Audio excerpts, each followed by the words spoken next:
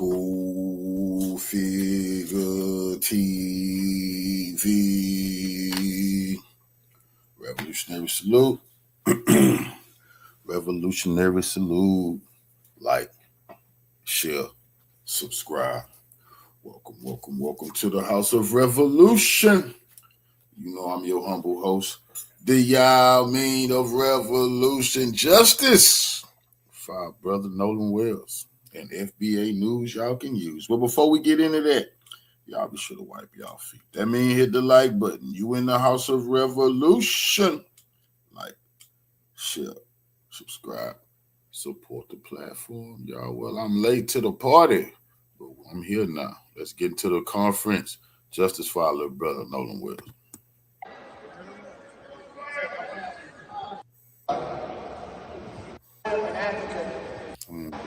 We will justice for somebody was getting Taylor, Lee Merritt, just like we got justice for Ahmaud Arbery. We're gonna get justice for Nolan Wells. We're gonna get justice for Daniel Irvin. And we're gonna get justice for Taylor Smith. And the large part is because you all are not afraid to speak truth to power. Thank you, Mr. Warrior. Again, I'm Attorney Ben Crump, along with Attorney Lisa Park, Attorney Eric Hertz. We are here fighting for the family of other great lawyers for Nolan Wells. We also have present with us the family of Daniel Irvin, who many of you are just learning about outside of Dallas, Texas, and his tragedy.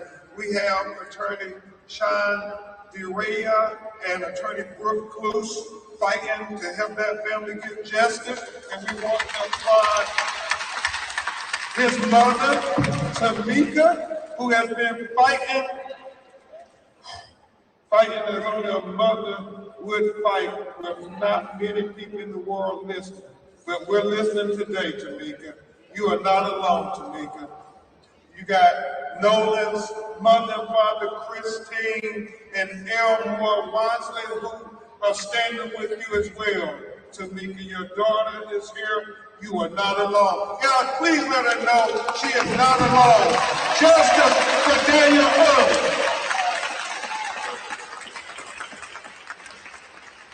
Attorney Harry Daniels, we also have the family of Tyler Smith. Lexington, Kentucky.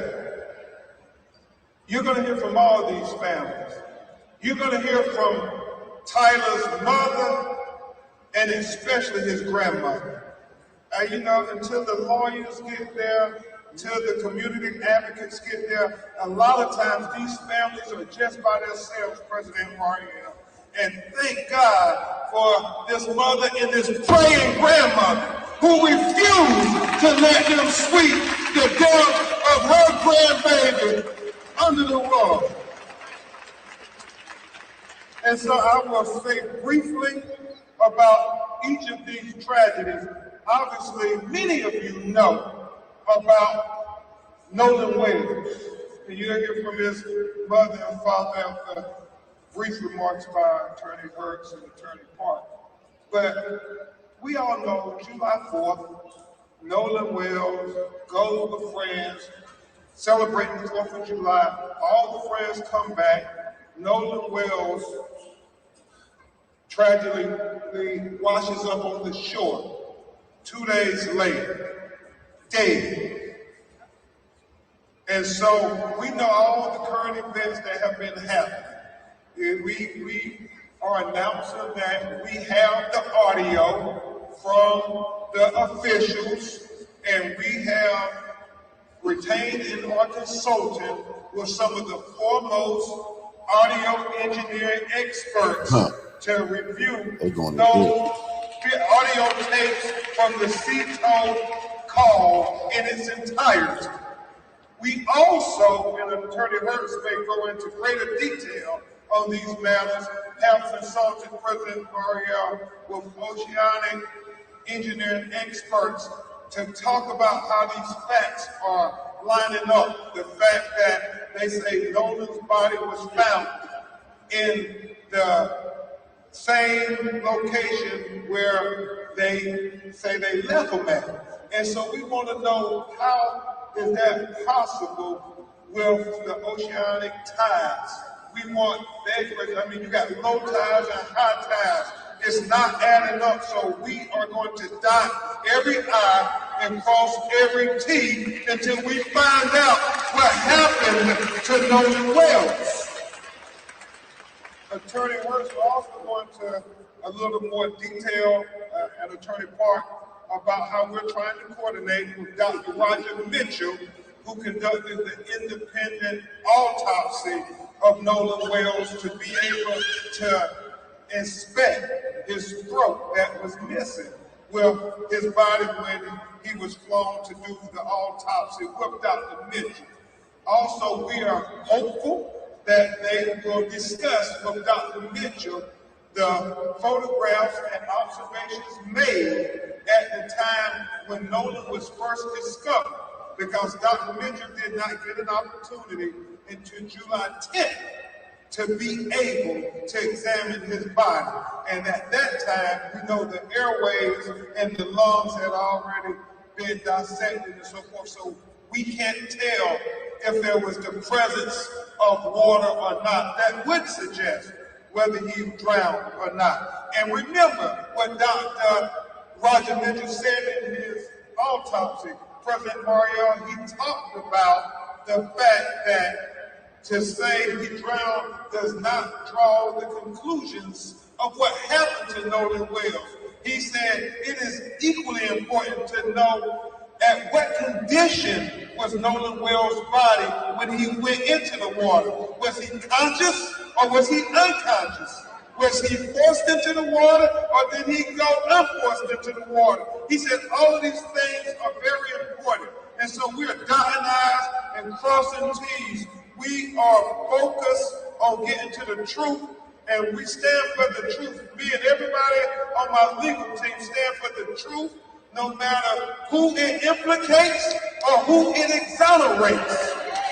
We stand for justice, no matter who it convicts or who it acquits.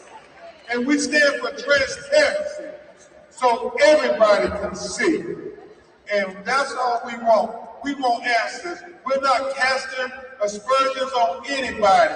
We are saying that we want to make sure everybody who is remotely involved has their questions answered, to make sure we have a full and fair and impartial and transparent investigation. And is that too much to ask for these broken-hearted parents?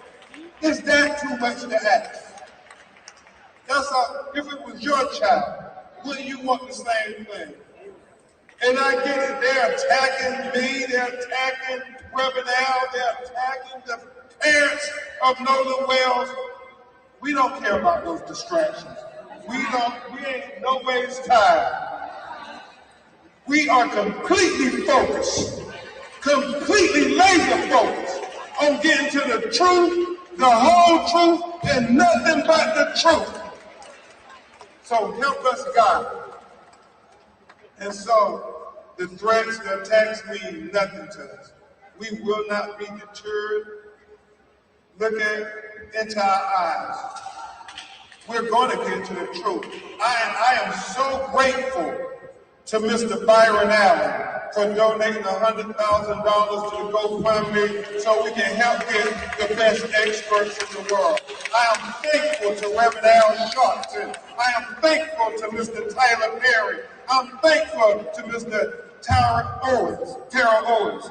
I am very thankful to everybody who did not think it robbery to say, what can we do to help people get to the truth and call in to the tip line so we can help not only Nolan Wells' family, but we can help Daniel Irvin's family, and we can help Tyler Smith's family as well. Everybody on social media, please continue to ask questions. Please continue to share photographs, share videos. It all helps us solve this potential of what happened to Nolan Wells.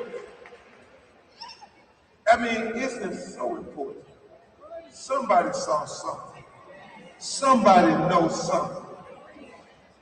As Christine and Elmore have said, if you're really Nolan's friend, you know in your heart of hearts that if the roles were reversed, that Nolan would say something. He would call and tell what he saw. And so that's all they're asking. Do for Nolan what he would have done for you. Do for Nolan what he would have done for you. Do for Nolan what he would have done for you. Congresswoman Beatty, we thank you in the Congressional Black Caucus. Please stand and join us, Congresswoman, because you all asking the questions from the Department of Justice and the F.B.A. It's important that we have the full weight and force of everybody who has any kind of authority to be able to help us get answers on Nolan Wells and the other 18-year-old black boy.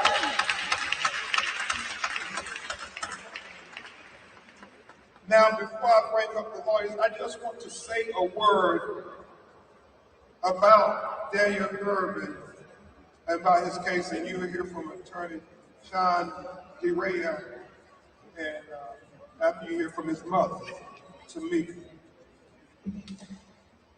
So similar in what they're saying about Nolan Wells, and that is her 18-year-old son, President Maria, Congresswoman Beatty,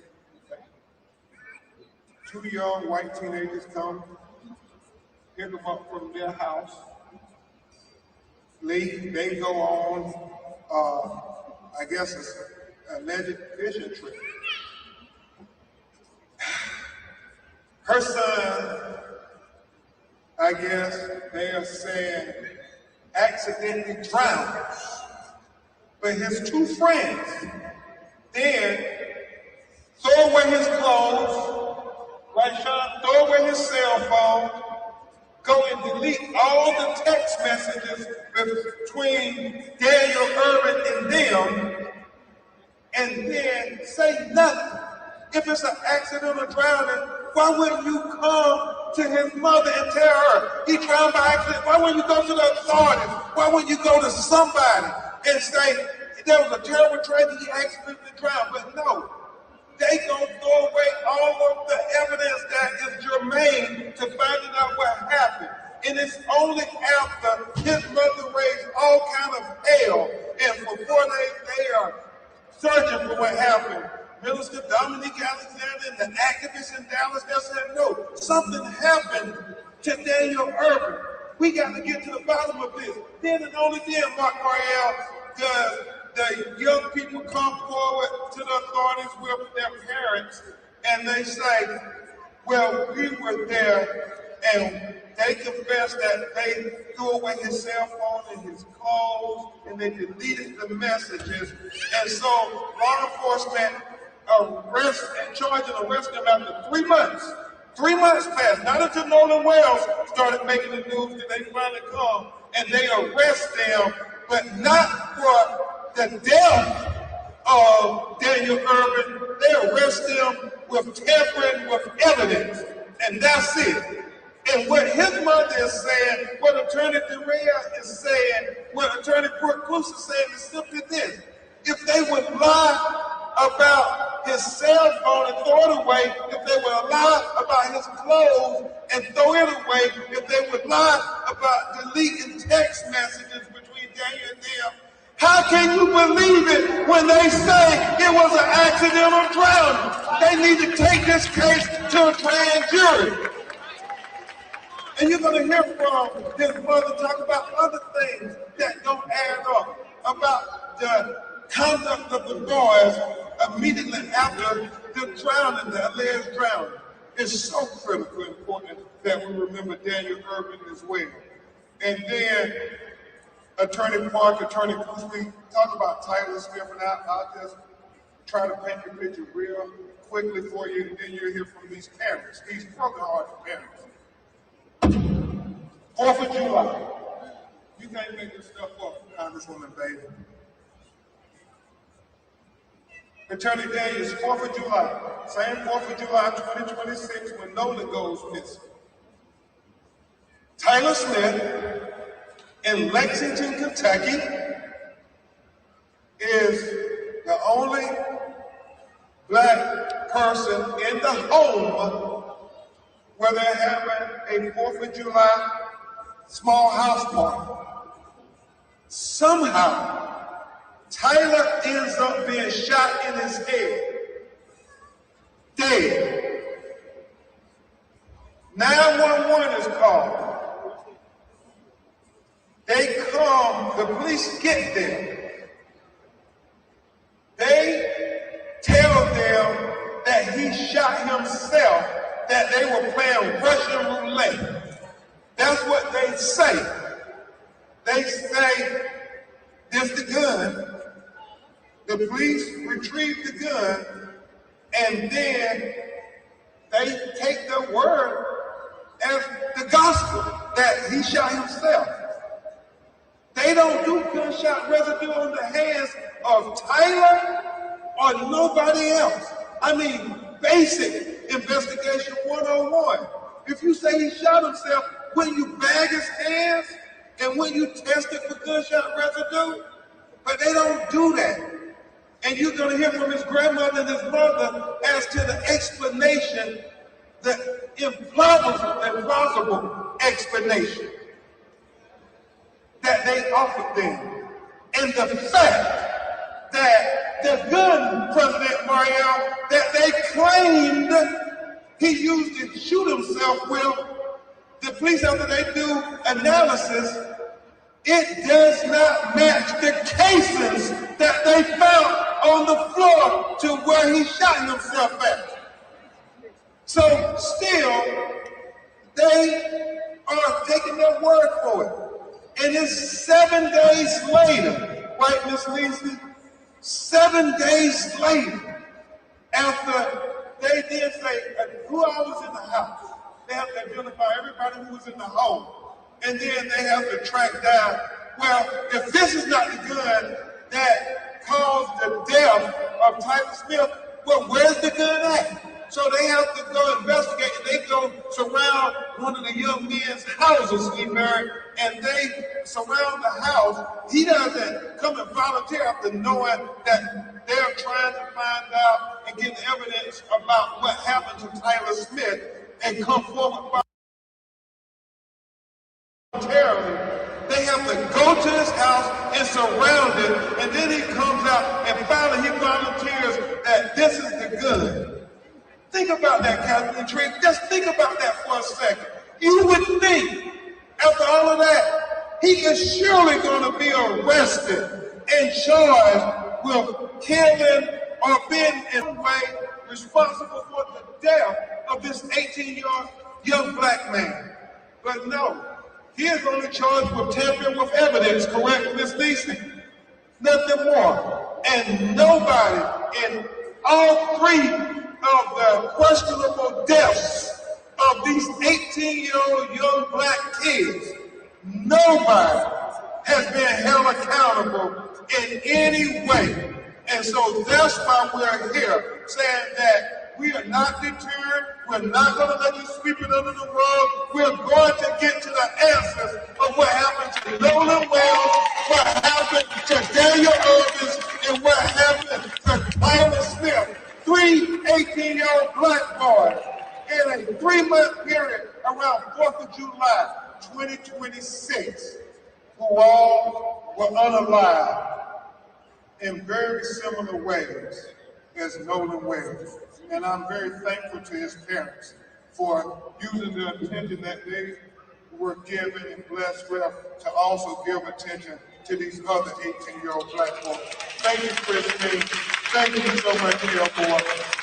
At this time, before we get to your questions, you're going to hear briefly from Attorney Eric Hertz and then Attorney Lisa Park with some updates, and then you'll hear from Nolan Wells' parents. Attorney Eric Hertz, it's great to see you. Thank you for showing up. I have some brief updates on the Nolan Wells case. We have been working with the district attorney. We've gotten a letter back yesterday, and she's willing to listen to some of the evidence we have, although we're having to still discuss her giving us back evidence. And that's something that we will see. The phones, not just our client's phones, but the other phones that are involved in this situation, we are trying to coordinate and have come to a tentative agreement with the district attorney to go ahead and have them investigated together jointly with our experts as well as their experts. And I believe, if I'm not speaking out of turn, the F.B.A. is going to also be present there. And that's going to show a lot of stuff that we haven't seen. I'm going to keep it short, but as I always say, I would like to say one more time, society is judged by how the most powerful treat the most vulnerable, and justice will prevail. Thank you. Thank you very much, Attorney Eric Hertz. And now you will hear briefly from Attorney Lisa Park, who heads up our Atlanta, Georgia office and has been leading on this case. So today I just want to recognize all of these families for coming here today, traveling here to Nashville, even family that's here in the audience. If you think for just a moment, for these tragedies, they really just happened. They really just happened. If you've never had a loved one that you've lost, it's hard. And you feel like going into a quiet place by yourself, mourning, grieving, doing all of our own religious rituals, right? And so it's quite hard that these families have had to come into the spotlight to stand up for their children. This is not where they want to be. And for those people who somehow think that they want to be in the spotlight, I guarantee you, this is not where they want to be. For all of these families, for every single family member that is suffering through these losses. So I want to commend all of these families. I also want to commend them for coming together as a group, right? Because all of us, we are stronger together. We are stronger together. And there are so many unanswered questions for all three of these cases. But there's hope. And I see that hope because we do get calls. We have been getting over 100 calls a day. And I want to thank everybody who's called in. Because for every time there's a hater that's saying that these people just want the spotlight, when somebody calls in with some encouragement, when somebody calls in with some information, it makes up for that. Because we know that we're stronger together. These questions, these cases can be solved, and we can do it together. So I want to thank everybody for calling, right? But I also, last thing, I want to encourage those who have not called yet. And you know they do have some information. One, I know that it's scary. I know that you may be scared. But if there's a time in your life to do the right thing, this is it. And you just have to be brave. And go ahead and please call us. These people, we need you. We need you. Thank you. Thank you so much. Thank you, Attorney Park. And as Nolan's mother and father get ready to come, I cannot express to you how encouraged we are that we're going to get to the truth. I mean, so many things are coming to light, and we're going to get to the truth. We are not trying to cast dispersions on anybody. We want the truth. We want the truth. That's what we want. And like we said, if that implication or exonerates you, then you got to talk to your Lord. You got to talk to your God. but we want the truth and nothing but the truth. And if it was your child, you would want the same thing. And so that's why everybody who got children, you could understand the pain, the agony that this mother and father have been dealing with since 4th of July. How people came, time within hours of finding him saying, well, no foul play, just gone. How do you tell somebody just go on when my son is dead and nobody's giving us any answers? All those people out on that island, and you mean nobody knows nothing? Nobody saw anything? No, we refuse to accept that nobody knows nothing. We're going to get to the truth. We're going to get to the truth. We're going to get to the truth. And it's starting to come to light. Because truth is light. And we're going to get to the truth. Y'all give it up for the mother and father of Nolan Wells, Elmer and Christine.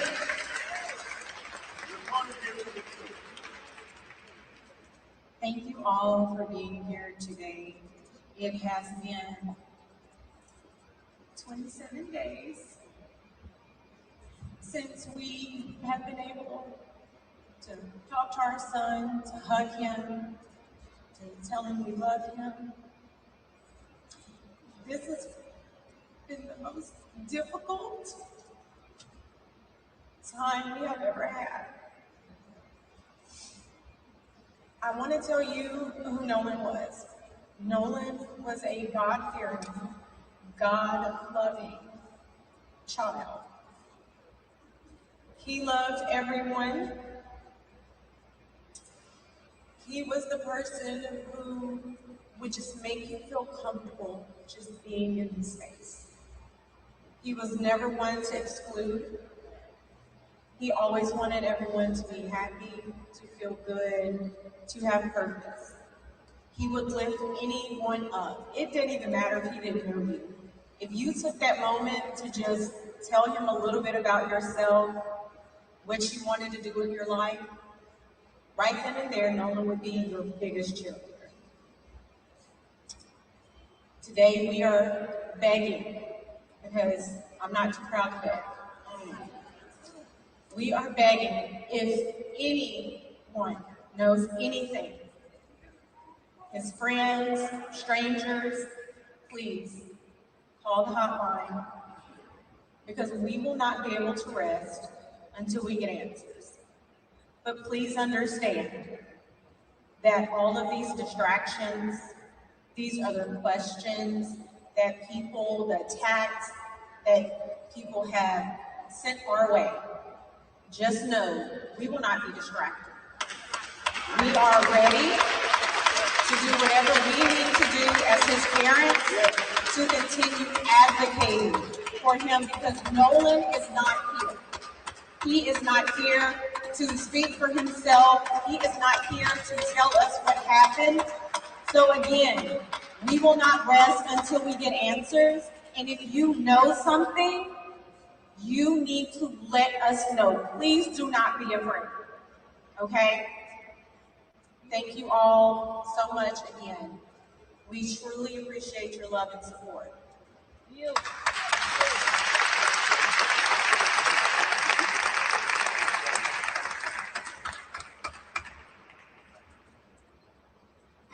I'm faced with a new challenge every morning, thinking of trying to process this. It's the biggest challenge I've ever had. I pretty much was raised up like a lot of you. I didn't have a lot, but I always said I wanted to give my children more than what I had. And I think me and my wife did that. We raised Nolan to love everyone, be kind to everyone, because it was just the right thing to do. As I got a lot of stuff. But what I really want to say is, like my wife said, if you know something and you are really, if Nolan was really your best friend, or for the people who say that he was their friend, please come forward and tell us what you know. All we want to know is the truth. We're not blaming anyone. We just want to know the truth. Any parent will get.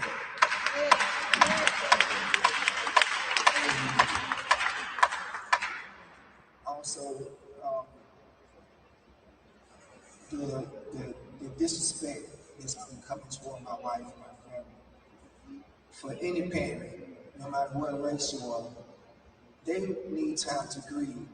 A parent can't grieve when you have people attacking them, attacking their jobs, attacking their character, just attacking them, period. Like, where's the empathy? We, as Americans, this is a diverse country. Not no one race made this country. We all made this race, made this country. So we all need to come together.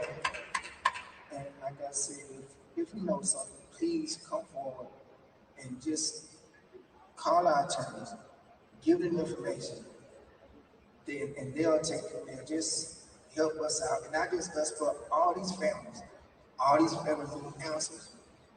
Anyone with information on any one of these cases, please come forward. Because being a child is something that you need to this is life. Thank you. Thank you. And President Mario, I would just say the attacks, Christine has been a nurse for years, and she hasn't ever gotten negative reviews. But since she has been advocating to find out what happened to her 18-year-old son after he was washed up dead on Horn Island, sick people have been going on her company's website giving her negative reviews. Can you all imagine anything worse than that? That is a shame before God. They are just sick, evil people who would attack this mother and this father for simply saying, we want to know what happened to our child. Don't worry, Christine. We standing with you. We are standing with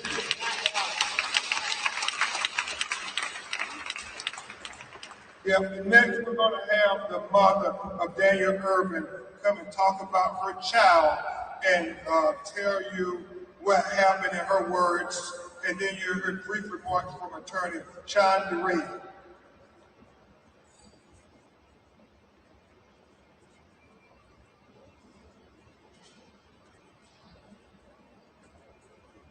Sean, you want to briefly go? Attorney DeRee will briefly speak before her, and then we'll have to. Thank you, Mr. Crum. Tampering charges in this case is absolutely unacceptable.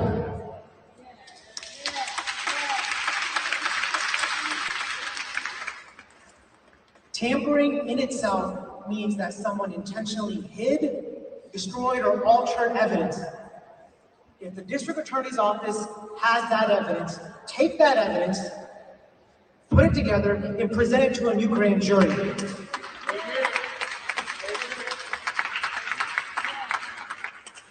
And if the district attorney's office doesn't want to do it, we are calling on an independent investigation by the Department of Justice, because we are here for the truth. And one last point I want to add, Mr. Crum said, Daniel Irving, when these boys said that he drowned, he was a high school swimmer. He was on the swim team. He was a healthy, young 18-year-old male. So that story that he drowned accidentally, it doesn't add up. It does not add up, and we want the truth.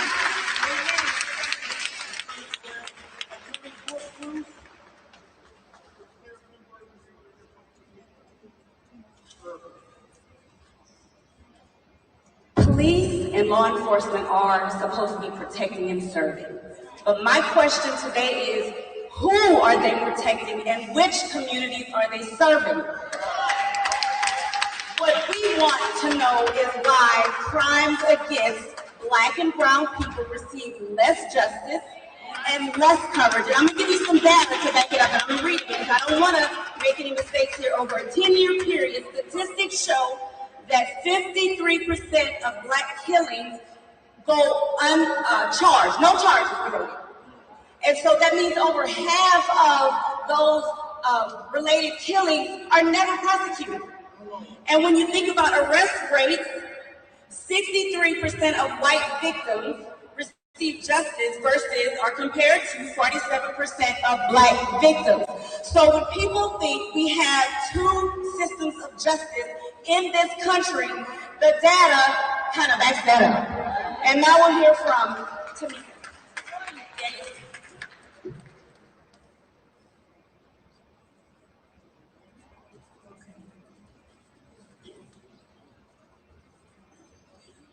My name is Tamika Irving. I am the mother of Daniel Irving. This is my daughter, Azaria Irving. This is Daniel's eldest sister. So what a lot of you guys don't know, to give you like some context, my son told me that he was going to go outside and hang with some friends. Okay, and I was under the understanding that he would be in the neighborhood. So I didn't know where my son was. I thought that he was just visiting friends in the neighborhood.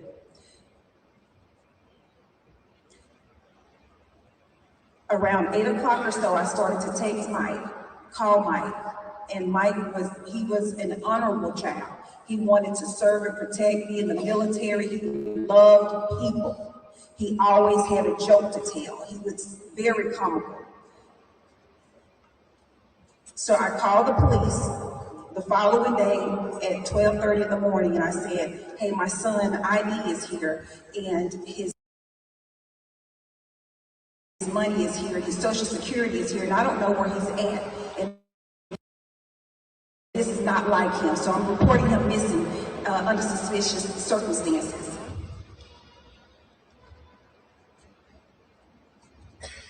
The officers were very dismissive.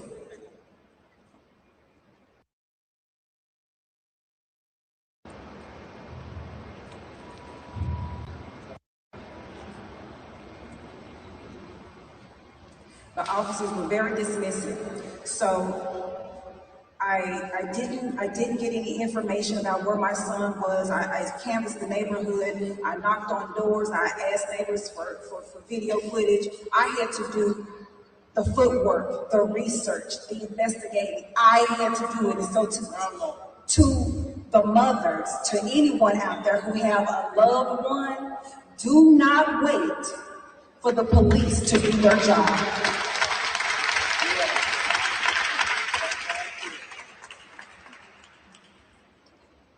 Okay, so fast forward, I reported my son missing. My son was to graduate in May.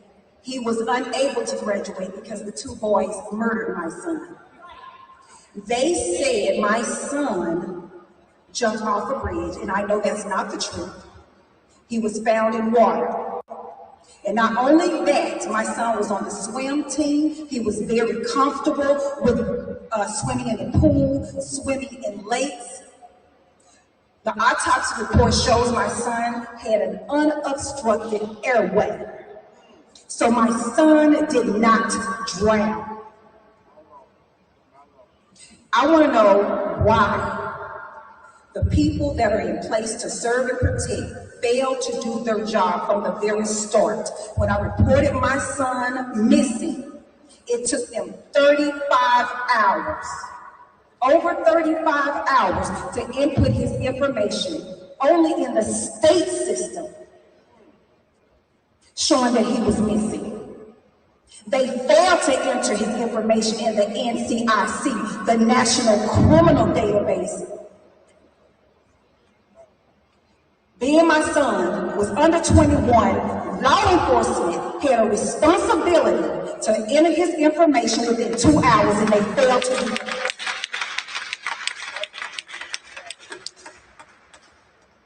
My son will fight for me, and I'm here to fight for him. I want justice. We are in the pursuit of justice. Justice for Daniel Irvin. Justice for Daniel Irvin. Daniel Irvin.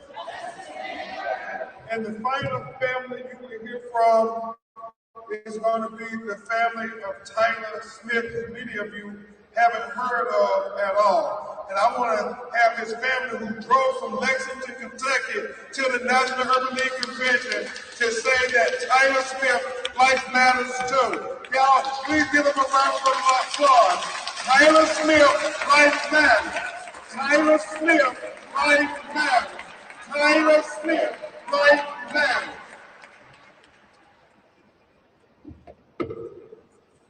I want to thank everyone for showing up today, supporting all these families.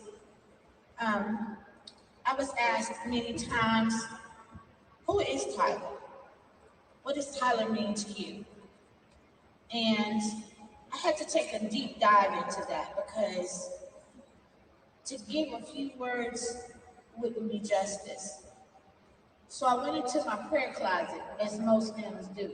Because see, Tyler calls me name.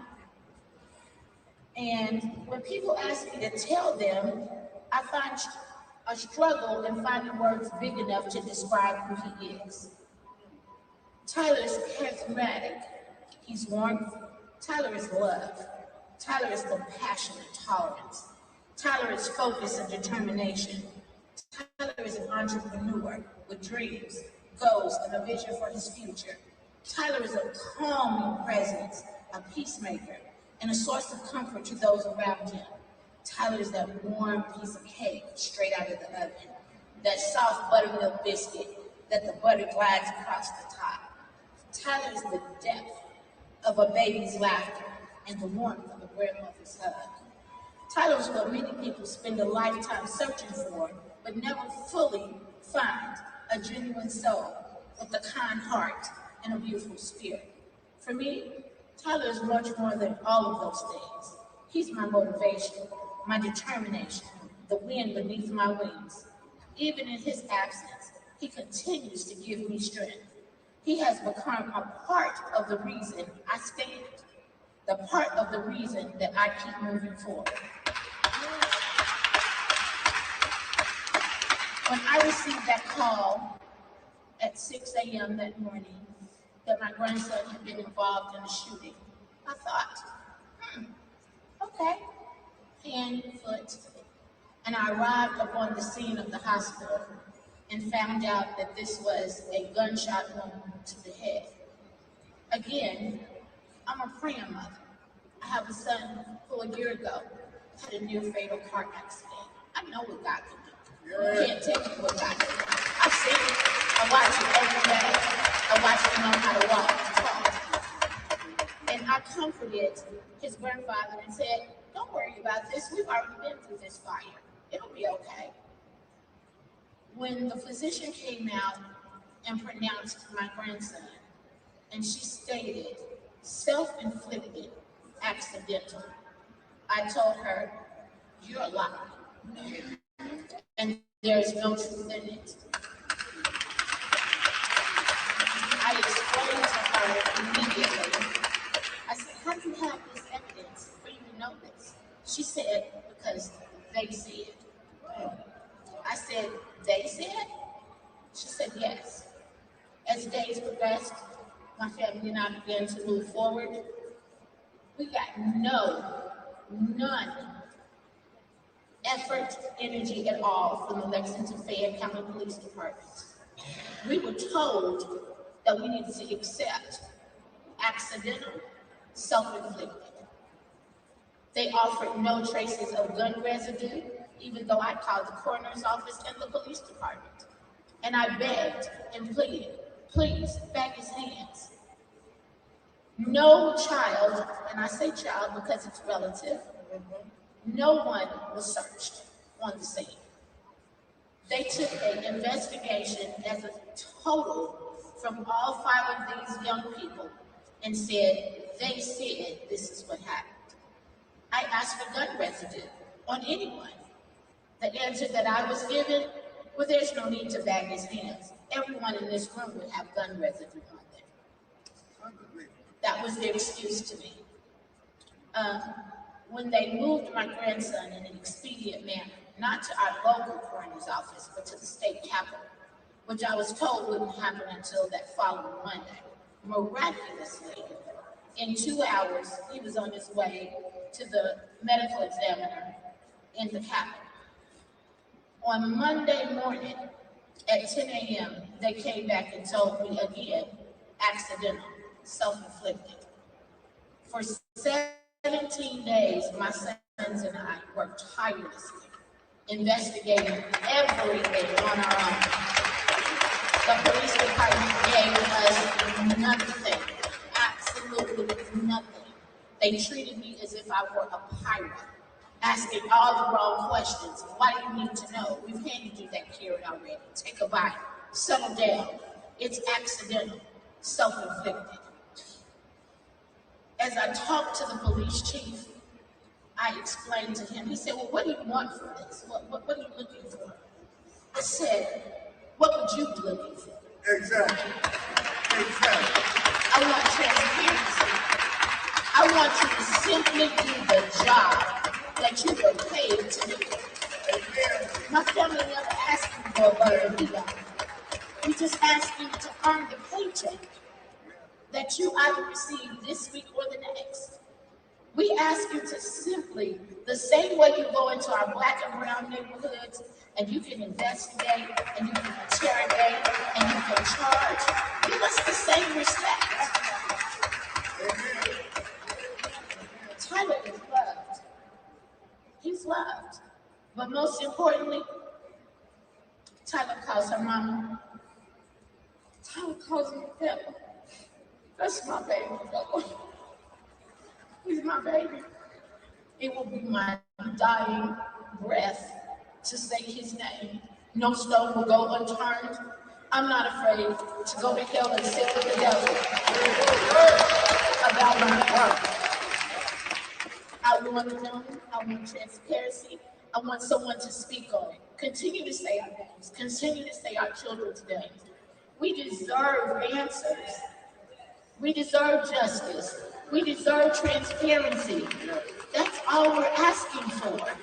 And I thank you all so much for the time and the space that you have given every one of us. Justice for Tyler Smith. Justice for Tyler Smith. Justice for Tyler Smith. And we're going to get to the truth on Tyler. I promise you, we're going to get to the truth of what happened to Tyler Smith. At this time, President Mario, we're going to ask that the Congresswoman just say a brief word and take questions. Yes, Evans, CBC, thank you all very much. Let me simply say the two most powerful words we can say. To you as families, to the Urban League family, to you, President and CEO, and my good friend, to you, Attorney Ben Crump. Thank you. But let me just say, the Congressional Black Caucus, we aren't just coming today. We communicated with Attorney Crump, with President Martin Muriel, and we stand with you. And I'll end with your words, Mark. We're going to let justice roll down like a stream and righteousness like mighty waters. We are the Congressional Black Caucus.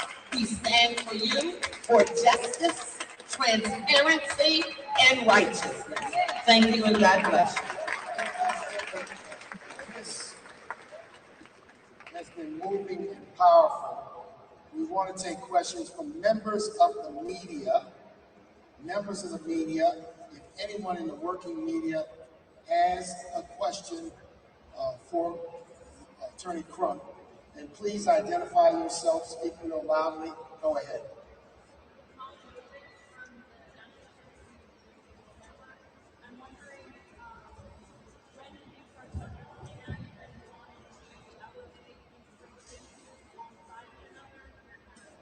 Yes, ma'am. And that's an excellent question because thank God for us being able to get the national attention on Nolan Wells' case.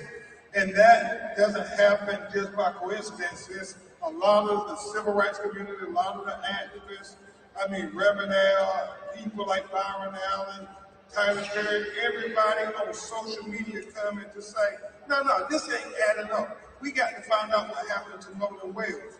And then we get contacted by our good friend, Attorney Sean DeRea, saying that, hey, we got a similar case, Attorney Brooke, where you co-counsel with us, and Attorney Brooke start working with them.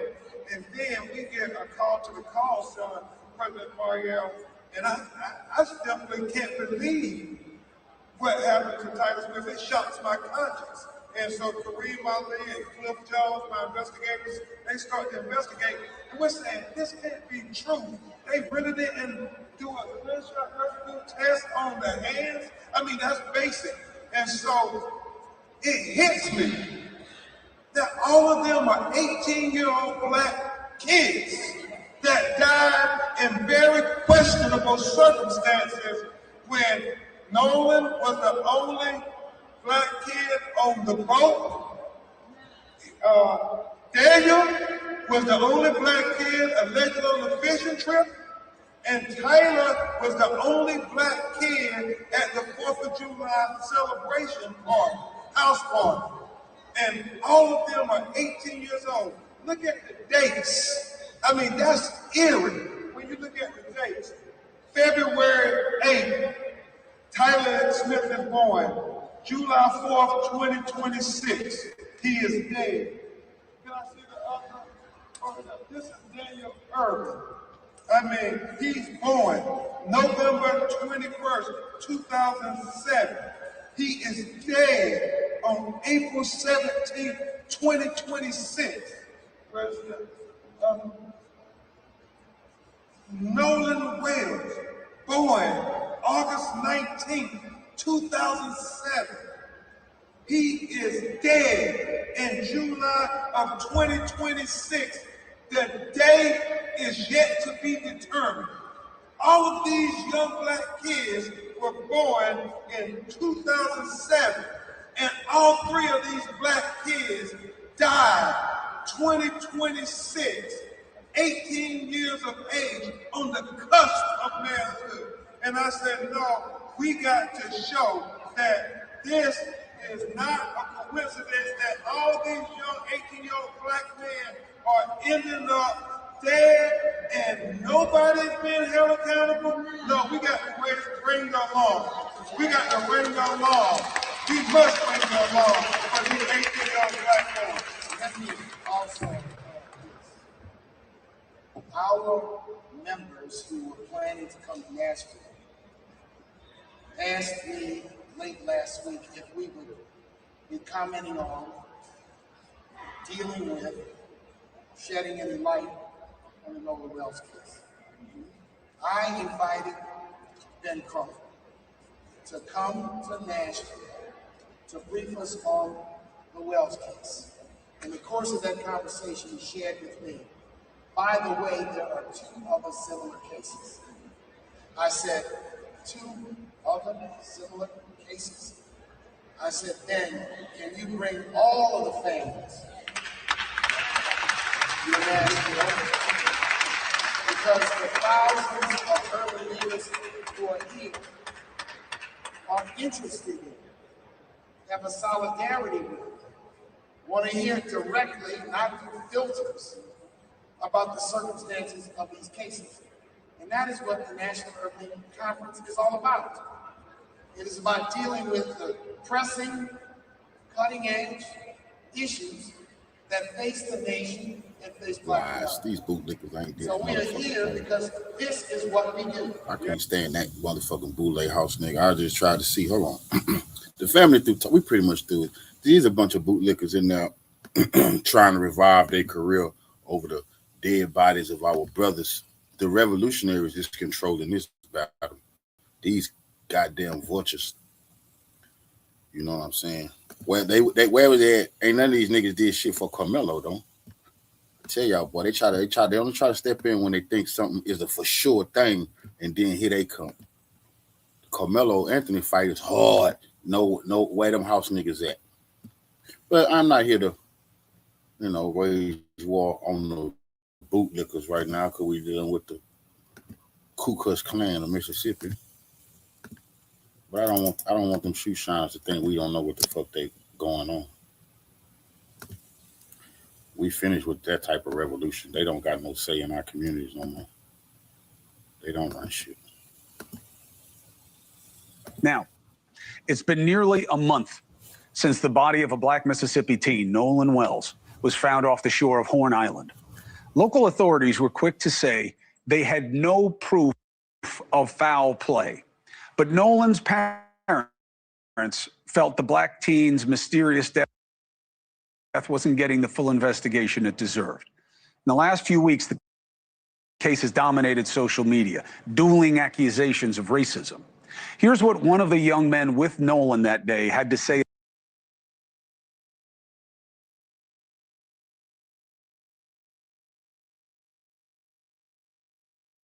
about race playing a part in this case.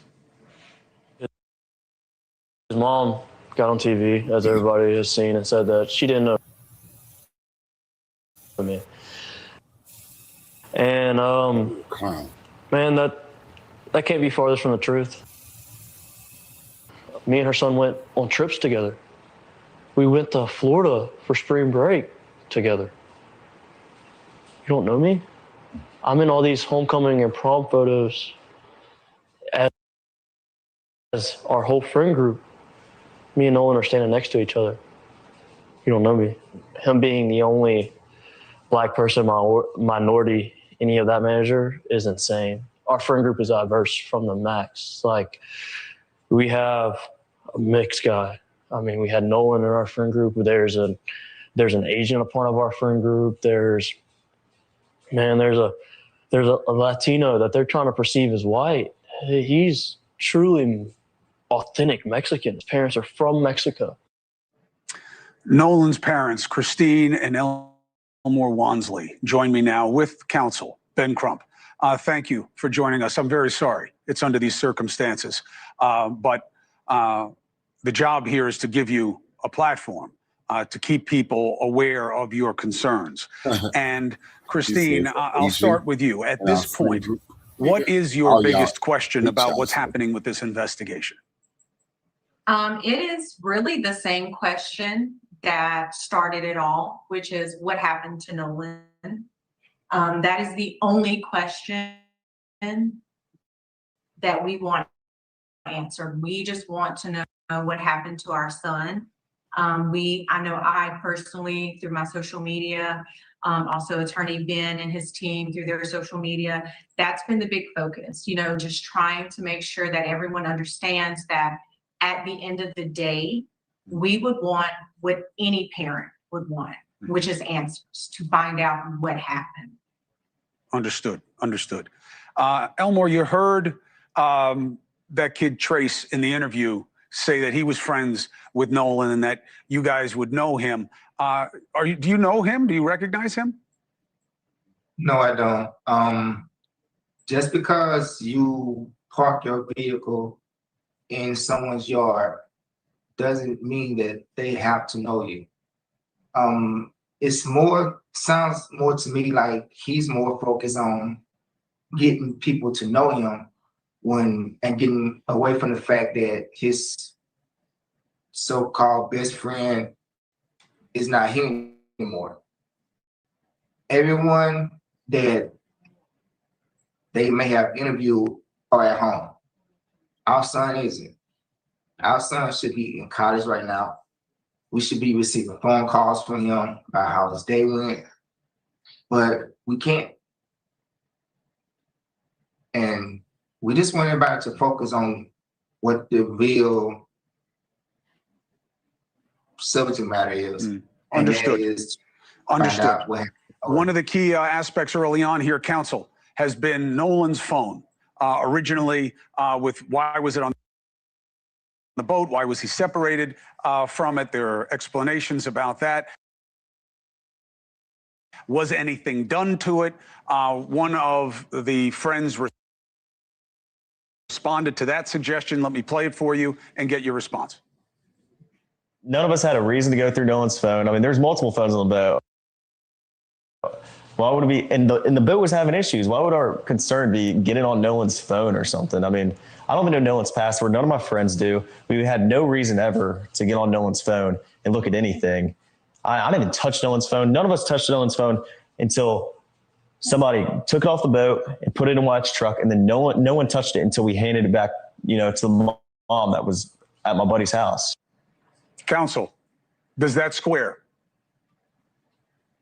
Chris Como, Nolan is dead. We're going to dot every I. We're going to cross every T. We're going to look under every rock. His mother called his phone repeatedly with no answer. That raises questions. That's all we want to get to is answers. If this was your child, Chris Como, wouldn't you want to ask every question possible for everybody who was on Horn Island to say, did you see what happened to Nolan? What happened? Where was he at? And that's all they're asking, and people are attacking them for trying to get answers. Can you imagine that? She's getting attacked at her job. She's getting bad job reviews. She had never gotten any in her entire career. And now, since she's been going on TV saying, I want to get answers for my son, she's been attacked by sick individuals trying to, I guess, in some way discourage them from continuing to say his name and say that we won't let it be swept under the rug. I understand that. Obviously, that's why we're all together right now, right? Christine, I want to make sure that you have the opportunity to get these answers. Do you believe, or do you have any reason to believe that this investigation is doing exactly what you want it to do? Sure. Well, we know at the beginning they started out saying there was no foul play even before there was any investigation, Chris. So that was a concern to them at day one. That was the trigger for why we felt we had to go this route, because it wasn't even hours after they had found his body where I'm watching on the news that the sheriff is saying likely an accidental drowning. We do not feel there's any foul play, but yet stories are not lining up. And so from there, that's why we're here now. Elmore, again, I really don't know how you guys are holding it together and being able to stay focused. But I'm here for it as long as there is the need. When you look at this situation, what is your darkest concern that you just want to make sure isn't true?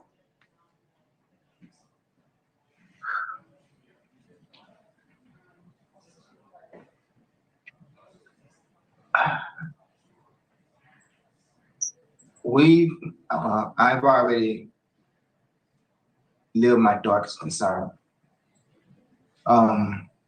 We just want the truth. We just want someone to be brave enough to stand up and give us the truth. We can't grieve the way we need to because we're being disrespected. We're being called all kind of racist, bad parents.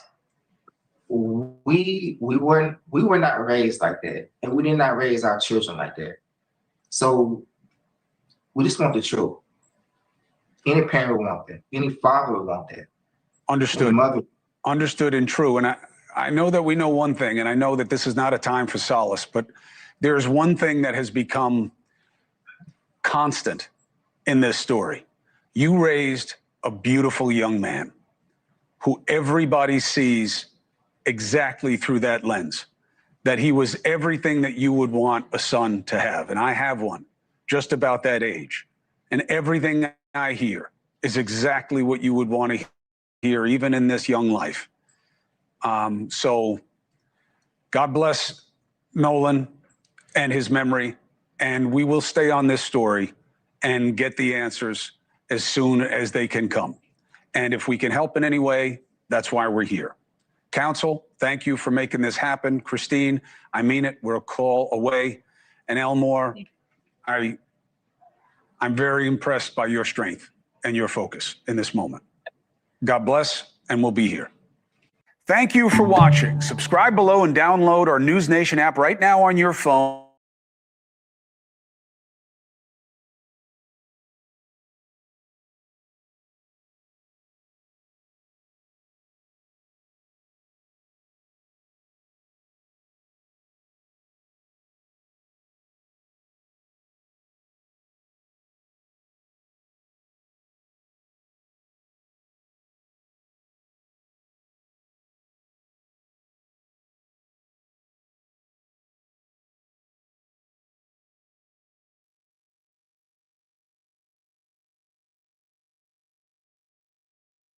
Some blessings, all praises to the Most High. And once again, the attempt to protect the innocent little white boys on the boat with Nolan on Horns Island has failed again miserably, as the video that was put out by Officer Ruckus has actually re-incriminated the person making the call as being a liar, and them lying about the particular location when they made the now infamous distress call claiming that their boat was sinking. Just check this video out, and we're going to break it down after you see it. Remember to hit that subscribe button so this will make the channel be more prevalent in the internet space. But just watch this.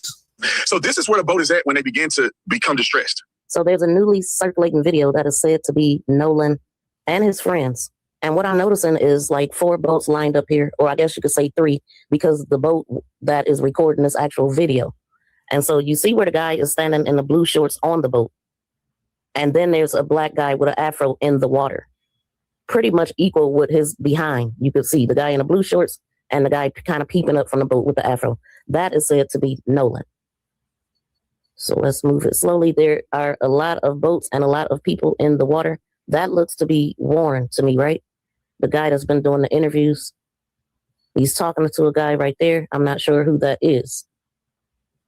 Okay, so so that's pretty much the scene. And according to Brandon Tatum, he's saying that right at this spot, this is where they start taking in water. So this is where the boat is at when they begin to become distressed. Right in this area. As you can see how close they are to the land. You can see where the coordinates were at, right there. So when they're taking in water, when their boat is beginning to sink, because it's anchored, it's happening right there. Okay, my coordinates are 30 degrees by 14.684 north, and then west by 88 degrees by 46.79. So it looks like you're on Horn Island, correct? Are you on Horn Island? Yes. All right. Is the boat sinking or you have it aground? We were sinking, yes. Is it aground is the question? Oh, we're not aground. We are in 17 foot of water. We're in 31 foot of water. So the coordinates that Wyatt gave to Vicky when the boat was sinking are in a shallow area of Horn Island. So it doesn't make sense. How is he sinking? He said his boat was in 17, then he said it was in 31 feet of water. But if you look at these coordinates, look at point 1 that I have here on this graph, this is shallow water. You can literally see the sandbar below. Now, point 2 is where the United Cajun Navy allegedly responded and was looking for Nolan. And then point 3 is where they allegedly approximately found Nolan. Now we know he was more on the shore. But what doesn't make sense to me is why would they say they were sinking if the coordinates he gave weren't in an area that was sinking, right? Now, here's something else. Officer Ray Tatum is saying that the audio, you just hear what you want to hear. He's saying it's now been confirmed by TMZ that Nolan was still on the island when the boat left. But the reason everybody says, why would the kids say all this stuff? You know, Charles from TMZ says it, because if you listen closely, the minute Wyatt starts talking, everybody hushes up. Everything important was said before they realized that Wyatt is on that call. There's a lot being said here, and I definitely can agree with some of it. But look at the water for yourself and the level that the water is at, judging by the people in the water. This is definitely not 17 to 31 feet of water. And you can also see that they could have pulled the boat to the shoreline if they were sinking. That's how close they were. If this is where they were, let me know what you think. So this is where the boat is at when they... And shout out my girl from the Make This Go Viral podcast. And I hope you guys make this video goes viral, because this proves from the mouth of Officer Ruckus and the mouth of the man who was claiming that they're sinking in 17 to 31 feet of water that they're lying. they're lying. If you heard it out of his mouth, this is where they're at. They're sinking. They're right here on the coordinates that they gave. Now, the coordinates, once again, soon as the lady heard the coordinates, she was like, wait, are you on Horn Island? Like, literally, like, are you right there? And there is no way that the boat can be sinking in that shallow of water. If the boat would have been sinking, then everybody you see on that picture had to be up treading water. And they're not treading water because they got beers in their hand and they're talking and high-fiving each other. So if Officer Ruckus, his white supremacy defending self, is saying that this is the place where the boat was sinking, that is a lie, because it can't sink in that little feet of water. And as a lot of the brothers from Mississippi and familiar with boats are calling me saying, there's no way that you would jump in and pull the plug if you're in 17 or 31 feet of water. Also, they said the only reason you would pull the plug is to let water out of the boat. And so some people assume that they were actually trying to fill the boat with water to possibly cover up something. But this attempt by, once again, this guy trying to defend them at all costs, probably at the cost of, his relationship with his unmelanated queen. He has to defend those people at all costs. This is clearly evidence that they are lying. And so, explain this.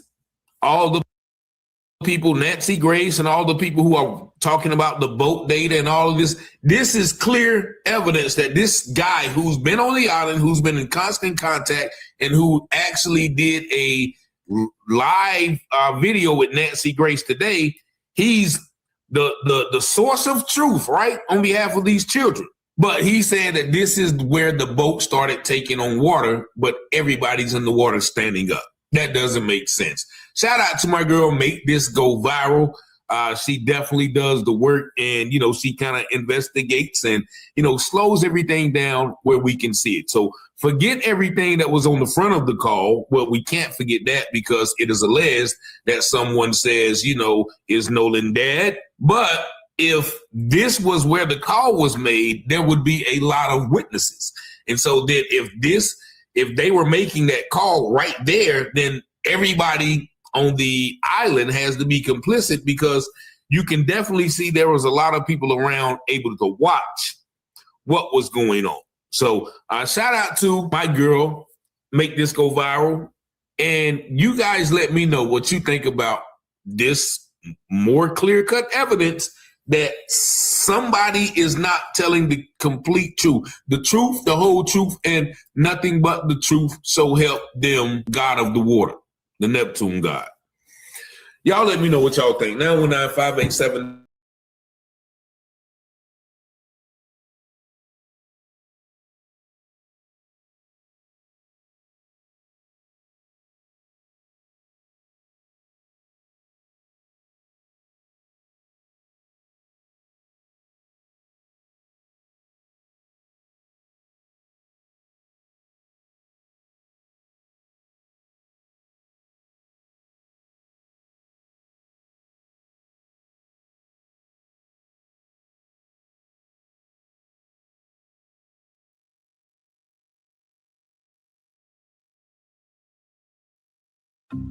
I told her on the phone before I called the Coast Guard that we had Nolan's phone. Before I called Miss Christine, none of us had a reason to go through Nolan's phone. I mean, there's multiple phones on the boat. Why would it be? And the boat was having issues. Why would our concern be getting on Nolan's phone or something? I mean, I don't even know Nolan's password. None of my friends do. We had no reason ever to get on Nolan's phone and look at anything. I didn't even touch Nolan's phone. None of us touched Nolan's phone until somebody took it off the boat and put it in Wax's truck, and then no one touched it until we handed it back, to the mom that was at my buddy's house. But according to experts, a trail will be left if anything has been deleted, even if you delete it from the deleted file. Now, joining us, special guest, Brandon Tatum. You know him well. He's a former police officer with Tucson PD. That's what impresses me. What impresses a lot of other people is he is the star of The Officer Tatum. Officer Tatum, thank you for being with us tonight. Question to you. You interviewed, as we played at the get-go, several of Nolan's friends. Did they show you photos, videos, snaps of that day on Horn Island? Well, Nancy, thank you so much for having me on. I spoke to 4 of the boys that are originally accused of being involved in Nolan Wells' death. And they did show me a lot of evidence. I want people to be very clear with this. I spent my career putting people in jail. My career is based on getting justice for people who have been done wrong. I've never been a defense attorney. So me going out and doing this was to find out what happened to Nolan Wells. And in talking to these young men, the burden of proof is they're going to have to prove to me. I'm not going to listen to what they say out of their mouth. They're going to show me. And in many cases, they showed me videos of Nolan on the island. They showed me videos of the boat when they were getting towed out, which is consistent with, kind of similar to what the phone call was. I mean, they showed me pictures of them with Nolan. They showed me phone records of them calling Nolan's mom and all of the above. So they seemed very consistent. They seemed very genuine. And they also proved to me some of the things that they had told me in the interview that I had with them that I have uploaded on my YouTube channel. Officer Tatum, are you telling me that they had reception on Horn Island? Because many people are saying, well, the reason that there's nothing on Nolan's phone of that day, like there's no pictures, there's no snaps, there's no text, there's no anything, not because it was deleted, but because he didn't have reception. But you're telling me the other boys did have snaps, photos, videos, and reception? Yeah, no, Nancy, let me clarify this for you. It wasn't that they uploaded this online. They showed me videos and things that they took from the boat during the outing on 4th of July. I was personally out at Horn Island. I rode out there on a boat, and I didn't have great reception there. And I left my phone in the boat when I got into the water and we were actually going out to do interviews. Objection. You've been in court long enough to know you're going to get objections. You said you didn't have great reception, but you did have reception, did you not? No, there was reception there. It just wasn't great, and it wasn't great enough for people, in my opinion, to upload. You can make a phone call potentially, but you wasn't going to upload data to a social media account. Now, could people take the steps to do it if they're dedicated enough? Yes, but it doesn't appear that would have been a frequent thing, given the fact that you probably had 1 or 2 bars out there.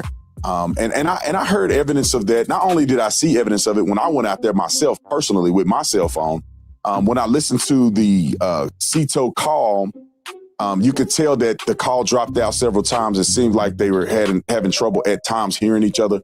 So it is consistent. And anybody that travel out there that have gone to the 4th of July celebration, they know that the reception is not very great. So the videos that they showed me in call logs were things that were not associated to social media, that they never posted on social media. It was, pictures and videos that they took on their phone. Okay. Let me refine my question. I take it from your last answer that the answer is yes, you had reception on Horn Island. Yes, I did have reception on Horn Island. Why Benjamin Crump would go out and put misinformation out online when he had the availability to talk to these kids and clear these things up like I did before he presented this to the public. We also reached out to Benjamin Crump 4 times. And on the 5th time, they come back and tell us that the family is not doing interviews. We didn't ask to talk to the family. We asked to talk to the attorney, Benjamin Crump. Why? So we can come together as a community and solve what happened to Nolan Wells, not create and stoke division, which is what I've seen from Tatum, Benjamin Crump. That is exactly what we're trying to do. And I hear everything you're saying. And, I think like a prosecutor. My main goal is to find the truth of what happened to get away from is the medical examiner. I'm trying to get to tonight's news, which I'm going to get to, but you were seeing a video from WLOX. Joe Scott Morgan, very quickly before I can get into why the family believes they need subpoenas to social media giants to get the truth about what happened to Nolan's phone. Anybody can say anything after the fact. Those boys may be innocent. They can look like choir boys, angels now, but I still don't know what happened on that boat, and I still see conflicts. Can they be reconciled? I hope so. But until they are, we're on it. This is what I can't get away from. Control room, please show Joseph Scott Morgan the autopsy diagram of the victim's occipital bone. Okay, I don't care what anybody says. I do not care if an archangel lands on this anchor desk. If he lies to me, I'm using handcuffs for his wrists and a rope for his wings. You hear me? Look at that again. Put it back up. He has deep reddening subcutaneously on the back of his head. Nowhere else. It's not on his neck. The back of his neck anyway. Don't see it on the back. Don't see it anywhere else on the body. So I really don't want to hear a lame explanation that it's lividity of the blood sinking to the back of the body. Number one, the body was on its face. But that said, they kept the neck and the lungs. Lungs to see if he drowned. Neck. Why would they keep his neck? I can't get away from this, Joe Scott Morgan, and I don't care how angelic the friends appear, and they may be angels. I don't know that yet. You can't get away from this, Morgan. No, you can't, and we can't get away from it until the investigation is concluded on the part of the state medical examiner's office and the authorities. And in Mississippi, and I can promise you this, as the day is long, they're not going to release this information because it's an ongoing investigation. I know everybody wants it. Now, what we do have is a second view. We've got a second set of eyes on this from a highly accomplished forensic pathologist, I might add, former chief medical examiner for D.C., and he went over Nolan's body very, very thoroughly. And he in his statements relative to this area states that he cannot make heads or tails of it at this point in time because it's compromised, this area I'm referring to in the occipital area of the head, because it has been compromised through decomposition. Now, he did a multi-layered dissection. And what that means is layer by layer, the skin, sub-Q fat, down through the muscle, which had not previously been done in this manner, according to him. I don't even know if it's annotated in the state medical examiner's report because it hasn't been released yet. They're still waiting. It's pending multiple things. How many times have we heard this over the years? Have the friends taken polygraphs? Well, from my understanding, all but I believe one took a polygraph. Have the friends taken polygraphs? Well, from my understanding, all but I believe one took a polygraph. Have the friends taken polygraphs? Well, from my understanding, all but I believe one took a polygraph. And from what was told to me, that they all passed. And all of the ones that took a polygraph took one without a lawyer. And they cooperated with law enforcement. So from my understanding, everybody took a polygraph test. Why do you say that's from what you understand? Did they tell you they took a poly and passed? Yes, ma'am. They told me that they did it. I wasn't there. So that's what I'm saying from my understanding. They told me that all the boys except one, which is Warren, I believe, took a polygraph test. All of them did not have lawyers and did it and cooperated with police. Warren also cooperated with police. I just believe he didn't take a lot to take the test, but Warren is the young man that I interviewed. So according to what they told me, they all took a lot to take tests and passed. And it's an equivalent of a lie detector test. It's not a traditional lie detector test, but it's the same theology of trying to get to if a person is lying. I don't know the name of it. It's an equivalent of a lie detector test. It's a different methodology. I don't believe it was a polygraph test, a lie detector test. It's a different methodology. I don't believe it was a polygraph test. I believe they took other stressors in order to analyze if the people were telling the truth or not. Did they take a polygraph would be no. So then the answer to did they take a polygraph would be no. So then the answer to did they take a polygraph would be no. Well, yeah, I think it could. Well, yeah, I think it could. Well, yeah, I think it could be semantics because they took a test to analyze whether or not they were being truthful in their statements, and that certified test, they passed it. It just wasn't considered a traditional polygraph. I think it just wasn't considered a traditional polygraph. I think it just wasn't considered a traditional polygraph. I think it's a more advanced way of doing it. Brandon Tatum. Hold on. In a nutshell, Joe Scott, there is a difference between a polygraph, which measures all sorts of body signals, your sweat, your breathing, your heart, your blood pressure, all sorts of things, and an audio verification test. Big difference. Yeah. So the audio is, you're looking for stressors in the voice, and these people are highly trained that do this. And you know how the courts feel about these tests. Are they admissible or not? But I think that, going to Brandon's point, the fact that they have taken these, at least those named allegedly have taken these, according to him, I think that that's significant. Now, whether or not that this is going to be usable, a usable investigative tool, is hard to measure. I didn't ask you if it's going to be used in court. That's a whole nother animal. We'll burn that bridge when we get there. Okay, there may never even be a court case. First, I got to find out what happened to Nolan. Okay, so let's not put the cart before the horse. You've got eye detections tests. I don't put any stock in that as to whether somebody's lying. You've got nonverbal communication experts claiming they can tell. You've got brainwave analysis. You've got all sorts of things. I want a poly. I'm not saying they did anything or they didn't do anything. Go, strap up, take me a poly. But I was told by the boys that they did not wash the boat off or do any of those things that they were accused of doing, after this incident. Right. And I say, based on all the things that I've heard, it appears that they're being very truthful with me and law enforcement. They've already communicated with law enforcement very early on. Okay. Officer Tatum, coming from you, I do give that credence because you were a Tucson PD. I've had people sit down, look me right in the face and lie, and they are so convincing. So I don't know who's telling the truth. I don't know what happened, and that's why I really resent people suggesting the investigation be shut down. We're not doing that until we know what happened. Officer Tatum interviewed multiple of the young men on that boat.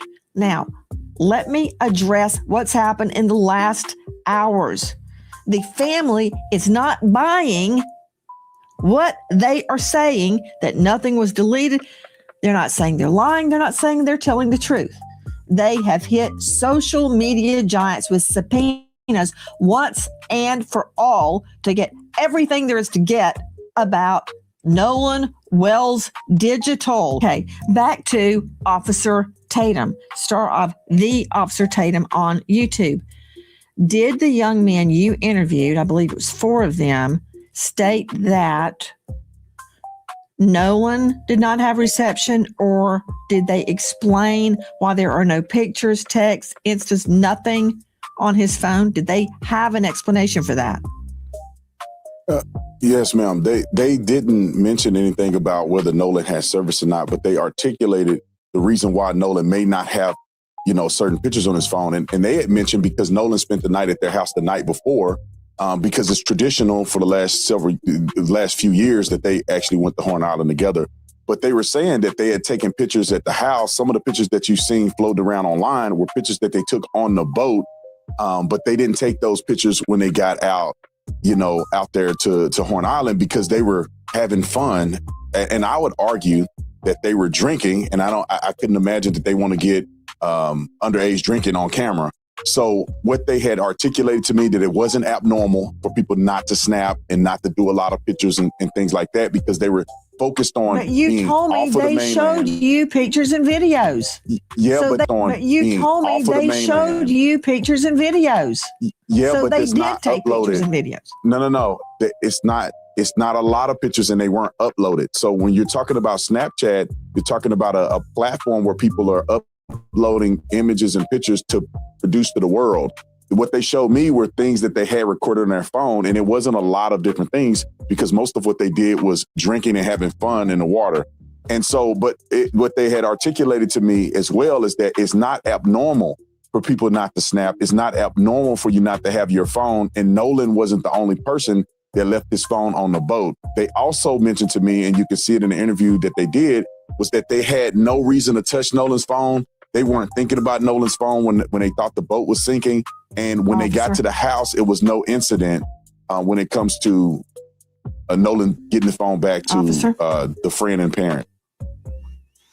You're going far afield from my question. Let me redirect you back to their phones. Nolan has nothing on his phone. They have pictures and videos on their phones. You told me that they exist, whether they posted them or not. So they were taking pictures and videos. Don't you see why the mom, Nolan's mom, is concerned there's nothing on her son's phone? Well, Nancy, it's unclear exactly what the mother is articulating, because at one point she's concerned that there's not a lot of Snapchats or social media posting. She did not articulate, or the Benjamin Crumb did not mention that there's nothing on his phone.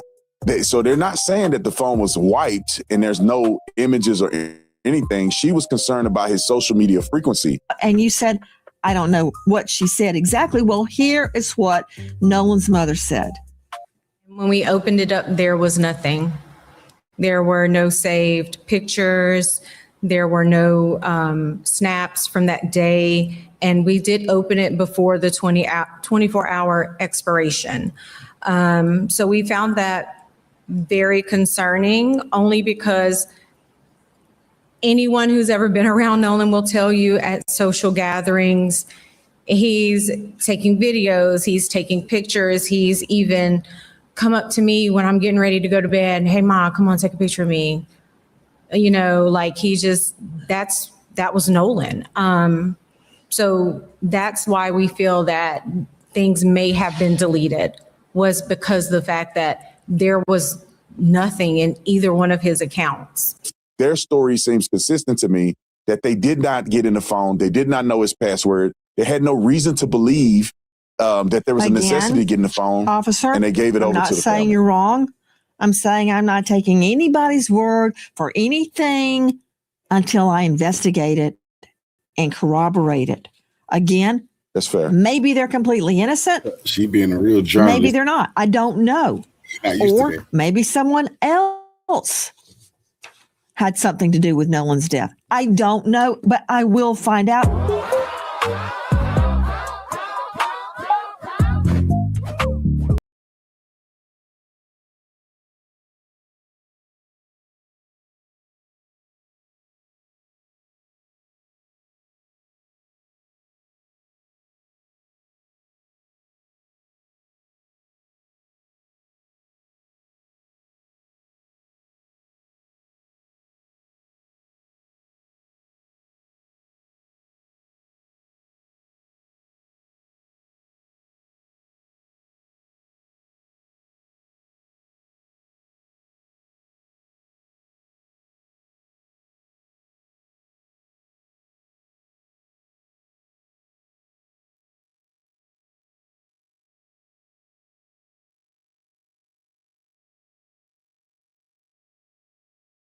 himself.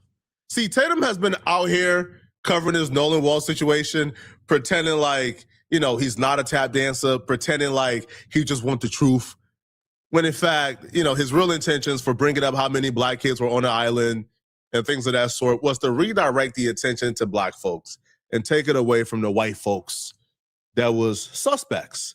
And he just exposed his hand, right? And all it took was a little rage bait from D.L. Hughley. Okay, so D.L. Hughley responded to Officer Tatum, who has had his name in his mouth the last 2 weeks, right? D.L. Hughley finally gave him the smoke he was waiting for. This is Brandon Tatum. Y'all just see what unfunny ex-comedian D.L. Hughley just said about me. Posted a picture of me and my wife. To do what? To be a racist? Hold on, Tatum. You can't play that race card, bro. You have said on numerous occasions, racism is no longer a thing. It doesn't exist. So if it's no longer a thing, then D.L. Hughley can't be racist, according to you.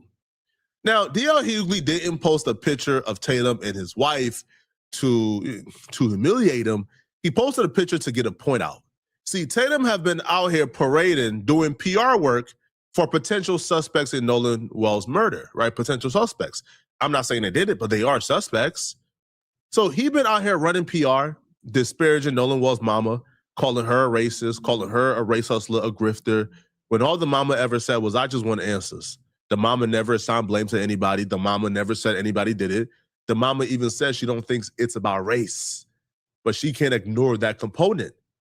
Tatum called the mama all type of names. So D.L. Hughley is showing people Tatum is doing this because of this context, right? So take whatever he is saying and doing right now in this context as a black man with a white wife. So when he out here, is disparaging a black woman, when he's out here disparaging black folks, when he's out here working counter, right, for Nolan Wells justice, understand why he's doing it or understand who this man is. I think that was fair. You are the lamest dude in all of comedy. What is more lame than calling yourself the job you used to have? You're not an officer anymore. You were a football player who failed at being a football player. You didn't make the team, so you became an officer.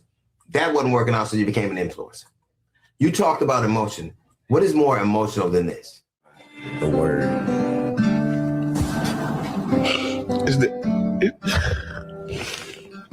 You cried for a white dude who the people didn't even think you worthy to speak at his funeral.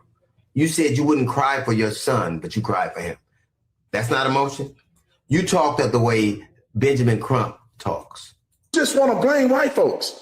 And so I go out there because I know that lame Al Sharpton and Mr. I can't read Benjamin Crump is just race hustling, y'all. You talked about how those boys are innocent. You had proof. Now, I don't know whether they're innocent or not. I don't know what happened there. But I know one conversation with a failed football player and a social media influencer is not the predicate. You don't have any toxicology report. You don't have an autopsy report. You talked about black people acting a fool. Black people are right to be suspicious of a state that took 31 years and 3 trials to prosecute and find guilty the murder of Medgar Evers. Black people are right to be suspicious of a state that in 2005 found 215 black people that were dead and buried in a pauper's grave and nobody knew they were there.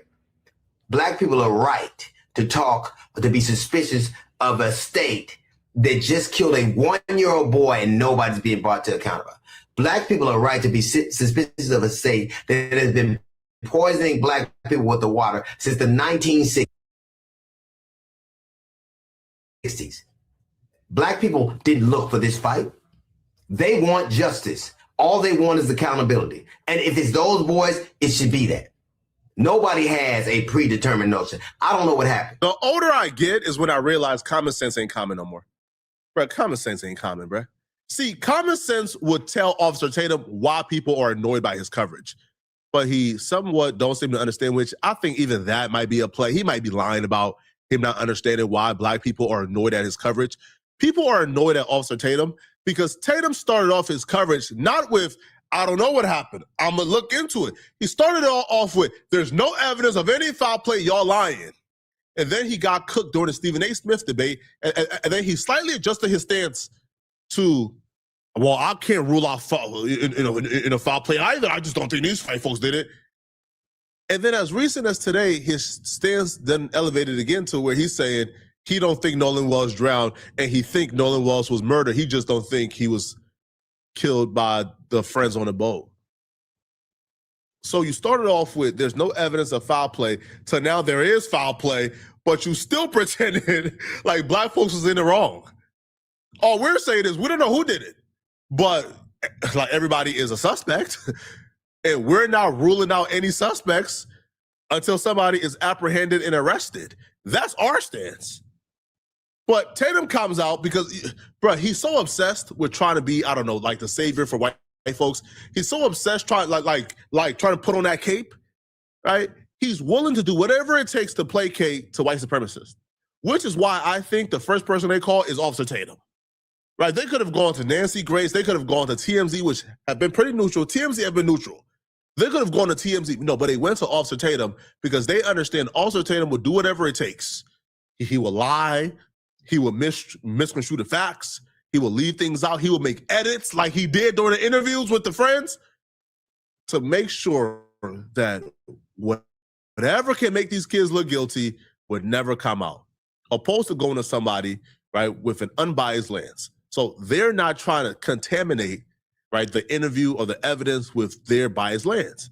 Tatum didn't do that, right? So because Tatum has changed his stance multiple times, because Tatum continues to disrespect the family and Benjamin Crump, even though Tatum is the one who has changed his stance. Benjamin Crump from day one have says, foul play happened here. We don't know who did it, but we'll find our answers. And because of that, Tatum is calling Benjamin Crump a race hustler, while at the same time saying foul play happened, but it's wrong for us to suspect that the white kids did it. What's wrong with suspecting? Everybody is a suspect. But here's the problem. See, Tatum has a problem with us suspecting the white kids did it, but don't have a problem with us saying foul play happened. You know why? Because he wants to change it. He wants to redirect our focus to the 4 black folks that was on an island of 2,000 people. Less than 1/4 of 1% was black. He wants to direct our attention to them because he now wants to pass the blame to black folks. And he exposed his hand during his live stream.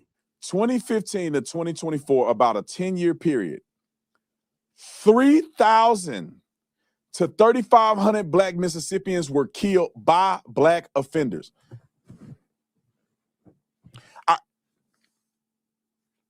This mother said 3 scenarios, didn't he? He make sure that's right.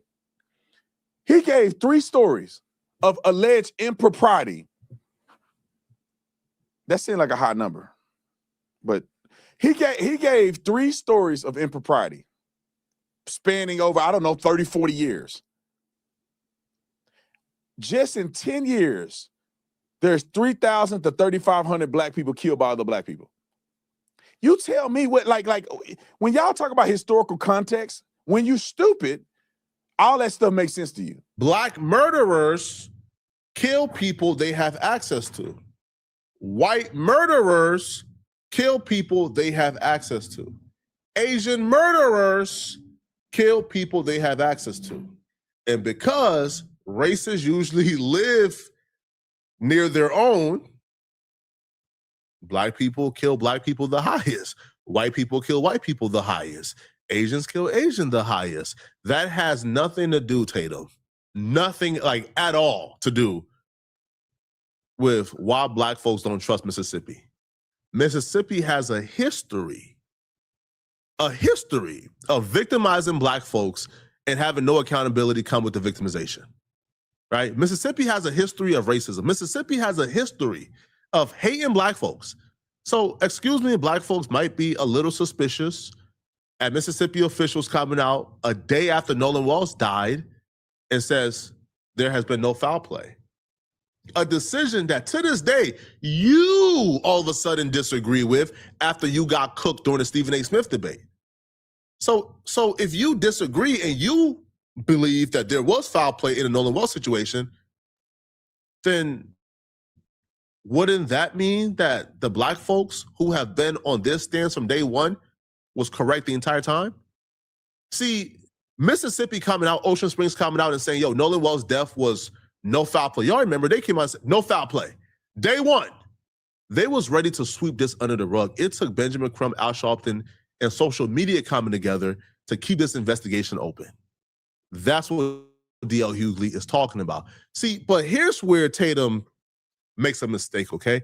Tatum reveals his hand. Like, all that passive, right? I'm not a racist. I'm just a black conservative who love every man. All that, like, passive stuff goes out the window. Now he reveals his true feelings. Watch how he talks about black folks. So if you want to play the historical injustice math, it's fair to believe that a black man is killed, could be killed by another black man. How you know the black kids that were out there with Nolan had nothing to do with it?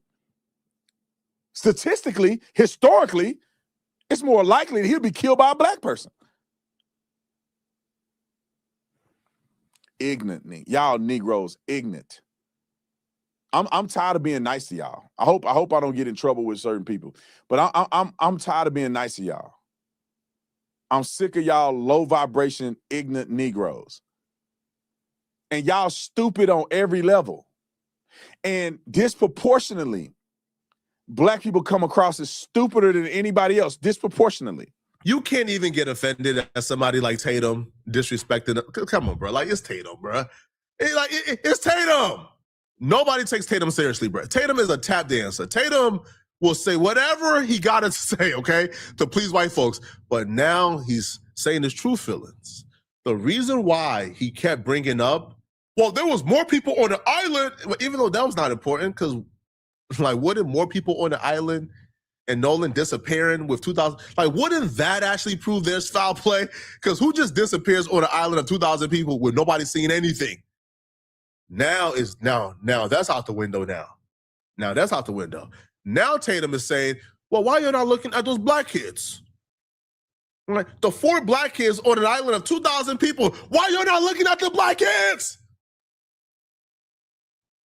This was his plan all along. See, Tatum, all of a sudden, as lately as like this week, began to adopt the stance there was foul play done. And the reason why he was adopting the stance of foul play was because he wanted to co-opt the movement, take over, right? He wanted people who believes there was foul play to come over to his side.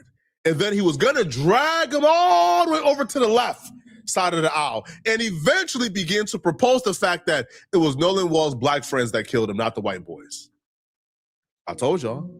Now, Tatum believes that black folks are dumber than any other race. That's what he just said. Black folks are stupider than any other race, according to Officer Tatum. This is a black man saying this. Yo, some of you guys are so hypnotized by white dollars, y'all are ready to sell y'all butt and your morality and your integrity. Bro, how can you sell your soul in this fashion, homie? I know your wife is white, but them kids is black. You got black kids, bro. And you are willing to sell your soul. Yo, imagine what your black kids would think of you when they turn on this TV or turn on YouTube in let's say 5 years. They turn on YouTube in 5 years when they again, I don't know how old this kids. Let's just say they turn on YouTube when their kids about 14 years old, right? When they start to get into their consciousness. They turn on YouTube and they see their father calling people who look like them stupid and claiming that those people, all right, are disproportionately dumber or stupider than any other race. Let me explain what he means by disproportionately, okay? He means, for example, if there's 50 million black people, we got a higher percent of stupid people than anybody else. So, for example, if there's 60 million black folks, and let's just say 20 million in his world is dumb, 30%. He's saying no other race has 30% of people who are dumb. I'm not even gonna go in how I'm supposed to go in, because you know what, bruh? It's not about any other race, all right? But there's almost impeccable metric to Revolutionary salute to our brother Roscoe for the 200 Jewel donation to the war chest. Revolution is way of life. Absolutely appreciate the love, soldiers. Salute. To prove we ain't the dumbest now. We ain't the. But okay. Social media influencer who failed at football and was a mediocre cop all of a sudden knows more than that. I don't know what happened. You don't know what happened. But I do know this. You said that a young woman with a pot of water acted so suspiciously that she should be shot by cops? I think that this is justified, but it could have been avoided, but still justified. You can't throw boiling water on a police officer and not get shot.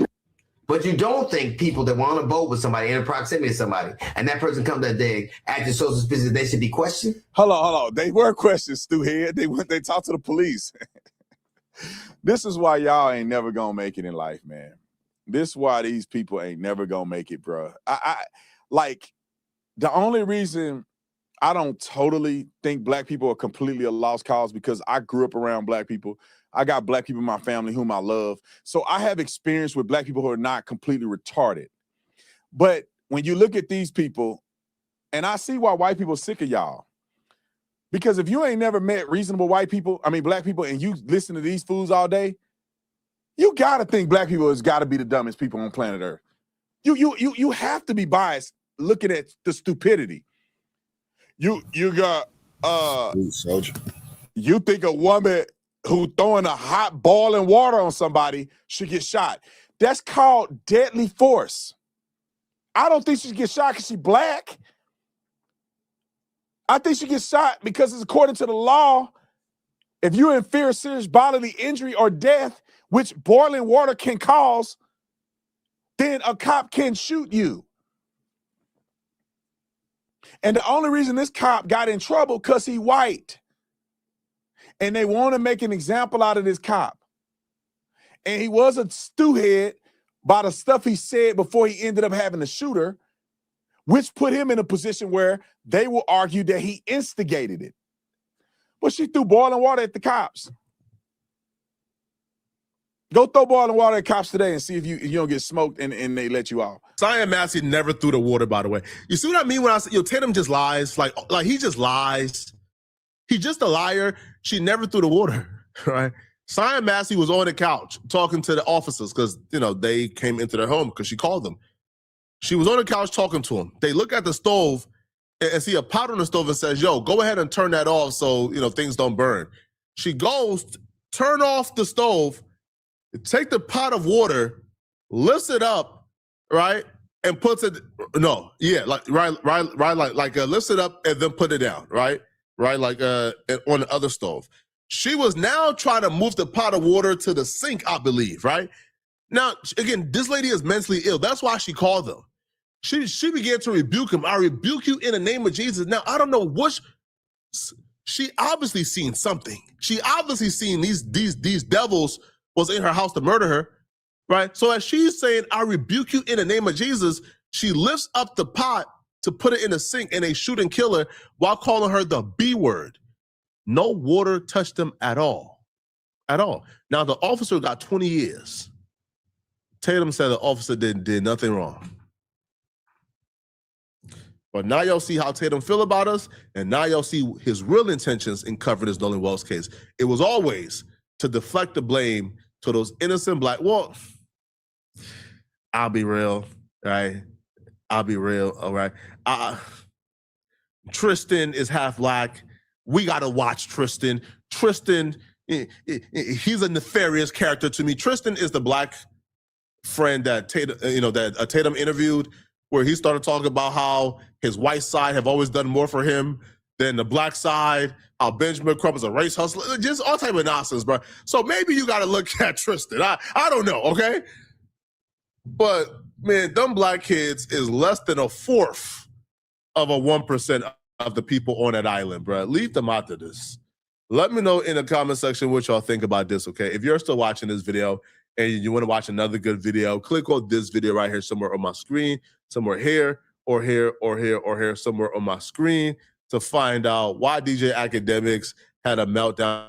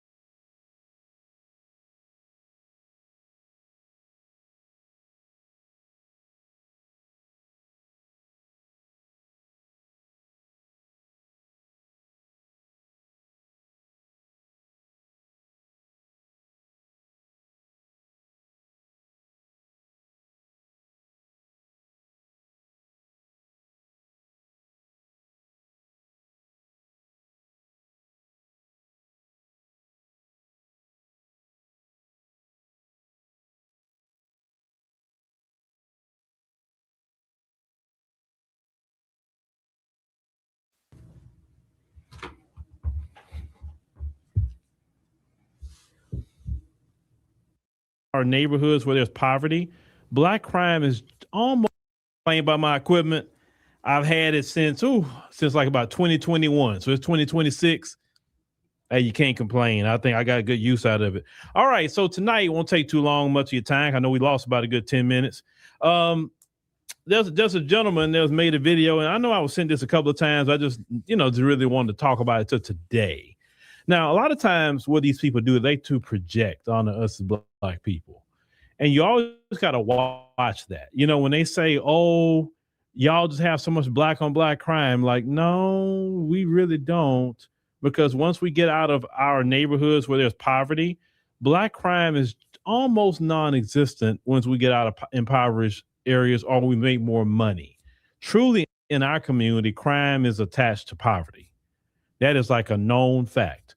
I don't know no black people who has got a good career or a business, and they're out here just running around here just robbing people, carjacking, being a part of street gangs. We don't see that, and we know this as black people, but they always try to project onto us. What's another projection they try to say? Oh, the black man gonna violate the white women. Man, nobody violate women, children, men, and even poor animals more than the people that's trying to project that onto us. You understand what I'm saying? Everything that they say about us, they are projecting who they are. When they say, oh, black people get all the food stamps, right? Then you find out, you look at the numbers, they are the leaders of food stamps in the SNAP program. More evidence of that was during the government shutdown, when food stamps were cut off. Who was it in the food bank lines? Was it a bunch of black people? Was it even black immigrants? No, it was a bunch of them being exposed as the leaders of the SNAP program. But yet they lied and said that black people was going to be the one in the food bank lines, and black people was going to be the one suffering when those times were going on. So they always try to project who they are onto us. And you have to be, I think at this point, silly if you actually even entertain what any of them say about an assessment of black people. They like to call you ghetto. There's no one more uncouth than what they got going on.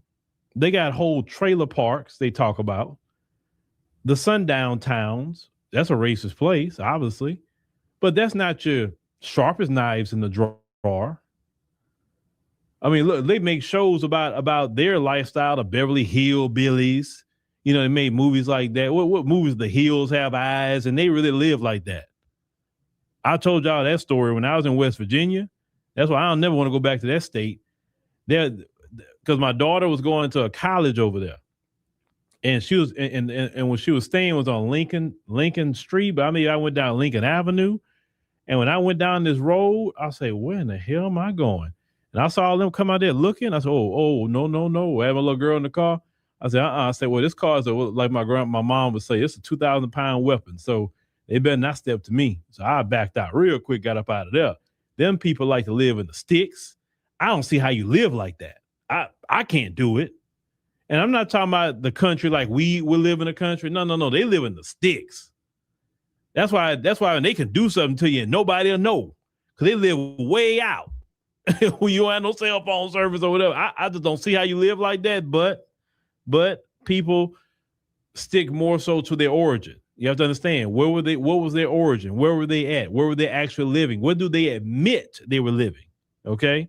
So if you're living like that, it's kind of easy for you to live in the sticks and live in these areas. It's kind of easy for you to do it.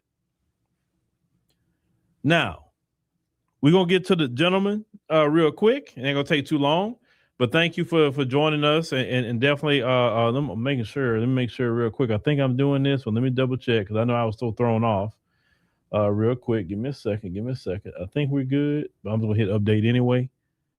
Okay, boom. Let's go check if we doing good. Okay, we looking good on Kick over there. Shout out to the people on Kick and Facebook. All right, so thank you for joining us once again. And thank you for downloading the African Diaspora News Channel app. Also, I got got an update today about that. So we're looking around. This is way too easy. Let's go. You know, I don't think there's any way for the blacks and whites to unify. I was very disheartened yesterday. Okay. Why do you in particular want black and white people to unify? That's a question. Why do you want us to unify, sir? And what are we going to do with this unification? You can't unify with anybody that you have a beef with.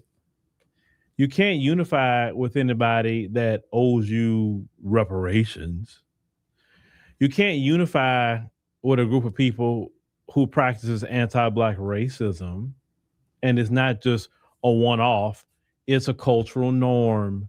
You can't unify with people like that. So really, it's a whole lot you would have to do before you can even get to the conversation of a unification. Because what we have learned in the past, not just with your community, sir, but all other communities outside our community, they only want to unify with us when they're in trouble. And then after they get out of trouble, they like, forget them black people. I don't like them anyway. So you only time you want to come together is when you have a problem. And in particular, your community, sir, we have bailed you out of all your problems, all your wars, everything you have done. You couldn't even get the British off your back. It wouldn't be for us. And that's been your problem. And that's been our biggest problem too. We have been bailing you out of all your problems. Think about it, black people. This place probably would still be ran by Britain if black people wouldn't have helped them fight. And what did your people do? Screw over black people. You lied to black people and say, you know what? Hey, you help us get the British off our back. Shoot, man, slavery is over in the new country. Okay, cool. Let's go ahead and fight against them British people. And then black people did that. And what you did, July 4th, 1776, you put our behind right back in slavery for almost another 100 years. Then when the Emancipation Proclamation came, that was done in 1863. So y'all didn't even make sure that black people all over the country even knew. So my people was enslaved down here in the South an additional 2 years. Before, as you know, the famous story of June 19, 1865, down here in the Houston area, at Galveston in particular. They say Galveston, Texas, is the birthplace of Juneteenth. That's why they say our independence is June 19th, 1865, not July 4th, 1776. A lot of black people say, I can't really celebrate that because my people wasn't free at that time period to be an American. The same year in 1865, we got the 14th Amendment, which made us citizens of the United States. So truly, our independence is really June 19, 1865. That's when 1865 is when we became an American. When the white folks became Americans, we were not even citizens. So how can we sit up there and celebrate that? That's not a celebration for us. I mean, if you really want to get down to what's technical, okay? But we have always bailed you out your problems. We have been the ones that have warned you. Frederick Douglass, back in the day, warned you about all this mass immigration into the United States of America. Frederick Douglass told you that how it's going to displace workers. But yeah, y'all didn't listen. You kept flooding the country. Now you're crying about immigration. If you listened to Frederick Douglass and kept this country the way it was, we wouldn't be having some of these issues. Yes, black and white people got our issues. Yes, we do. But you know what? The country is a little bit, I'm just being honest, the country is a little bit easier to deal with because black and white people don't have the same culture, but we have the same cohesion a little bit when it comes to American culture. Y'all imported all these different people here, and what happens when you bring all these people here? They bring their ideology with them and their way of being, and they're not going to remove that from them. So now you're complaining about all these different languages. You're complaining about all these different ways of living, all these different gods, all these different things that you're complaining about, different lifestyles. But you did that. It was you. So anytime you complain about immigrants or anything like that, it is you. The only time we complain about it is when you sit up here and dump people in our community and give them resources that we can't get. Then that's more of a problem for us at that point. But every time you create a problem, you're always looking to us to help you solve it. The economy messed up. Hey, F.B.A.s, you know, what are we going to do? Nothing. You're smart. You go figure it out. We're not helping you out of your problems. You get in political trouble. Looking to us, hey, what are we going to do? Nothing.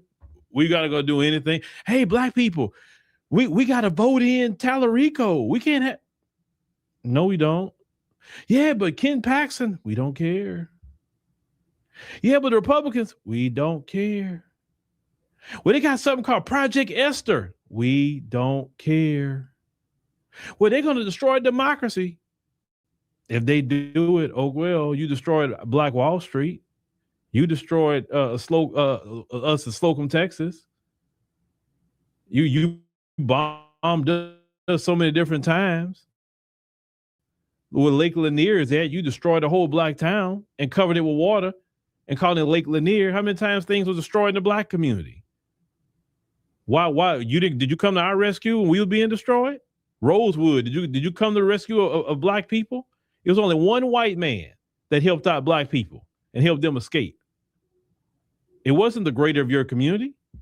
So I don't want to hear nothing about democracy being destroyed, Trump doing this. Oh, they didn't made Trump a king. This, because they saying that now. Oh, the Supreme Court made him a king. So what?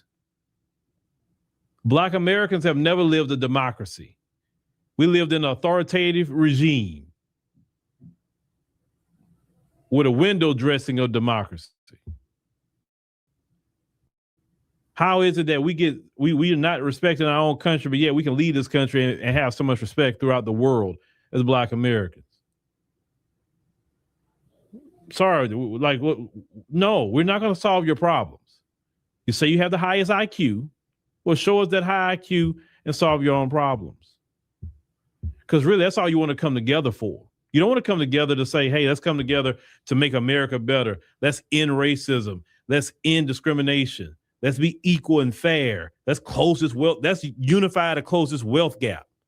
It's always, do you want to unify with black people when they got a problem? Other groups who are talking crap about us, all of a sudden, they want to unify with their black brothers when ICE come.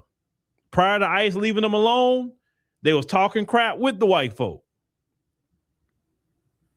If you didn't want to unify with me or with black folk, and y'all can correct me if I'm wrong, if you didn't want to unify with black folk prior to Trump getting in office, then don't unify with us now because it's fake.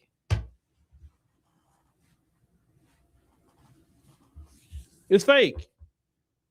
Because if somebody really want to unify with you, they've been unifying with you or wanting that the whole time. And one thing I know about my people, if you show yourself friendly and genuine, we will be friendly and genuine to you. But I see the light now. You only see it because now you feel it. But what happened? We were feeling it. And we wanted to unify with you.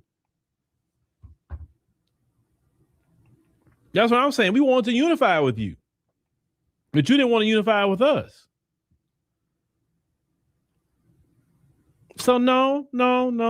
We cool. You do you. You know, what's that movie y'all always talk about, Sugar Hill? You know, that part talking about Akata and all that stuff. Look, you know, it's kind of like that part. Look, we cannot work with you. No, we can't. You know, you do your team, we do our team. That's really what that is. But let's continue. You know, you see a lot of videos on here with them talking how much they hate the whites and constantly talking bad about the whites. And okay, hate is such a strong word. Black people, one thing I know about my people, we don't hate nobody. We're kind of over it though. We're over it. We're indifferent. We just don't care a lot. And what do you mean by talking bad? What do you mean by that? You mean pointing out racism? What do you mean pointing out discrimination is talking bad? Is that what you're talking about? Because one thing I know about black people, when y'all not around and not bothering us and not doing anything to us, we don't even talk about you. Unlike y'all, we don't talk about you. We don't even entertain you. Only time you come up maybe in a conversation is you talking about work and one of y'all Karens or one of y'all dudes on the job who's a supervisor that's giving hell or being racist or whatever. That may come up in conversation, but that's not even the whole conversation. We don't even talk about y'all like that. When we go out doing our thing, we don't think about y'all. We are so indifferent toward y'all. Like, bro, I promise you, black people have no hatred for white Americans or any white or any person. You know why? You know why black Americans don't have any hatred? Because black Americans are still silly enough to believe that even though we've had 400 years of receipts, some of them still want to be around you. So no, it's no hate. Let me tell you something. It was truly if there was some actual hate, Nolan Wells would be alive today.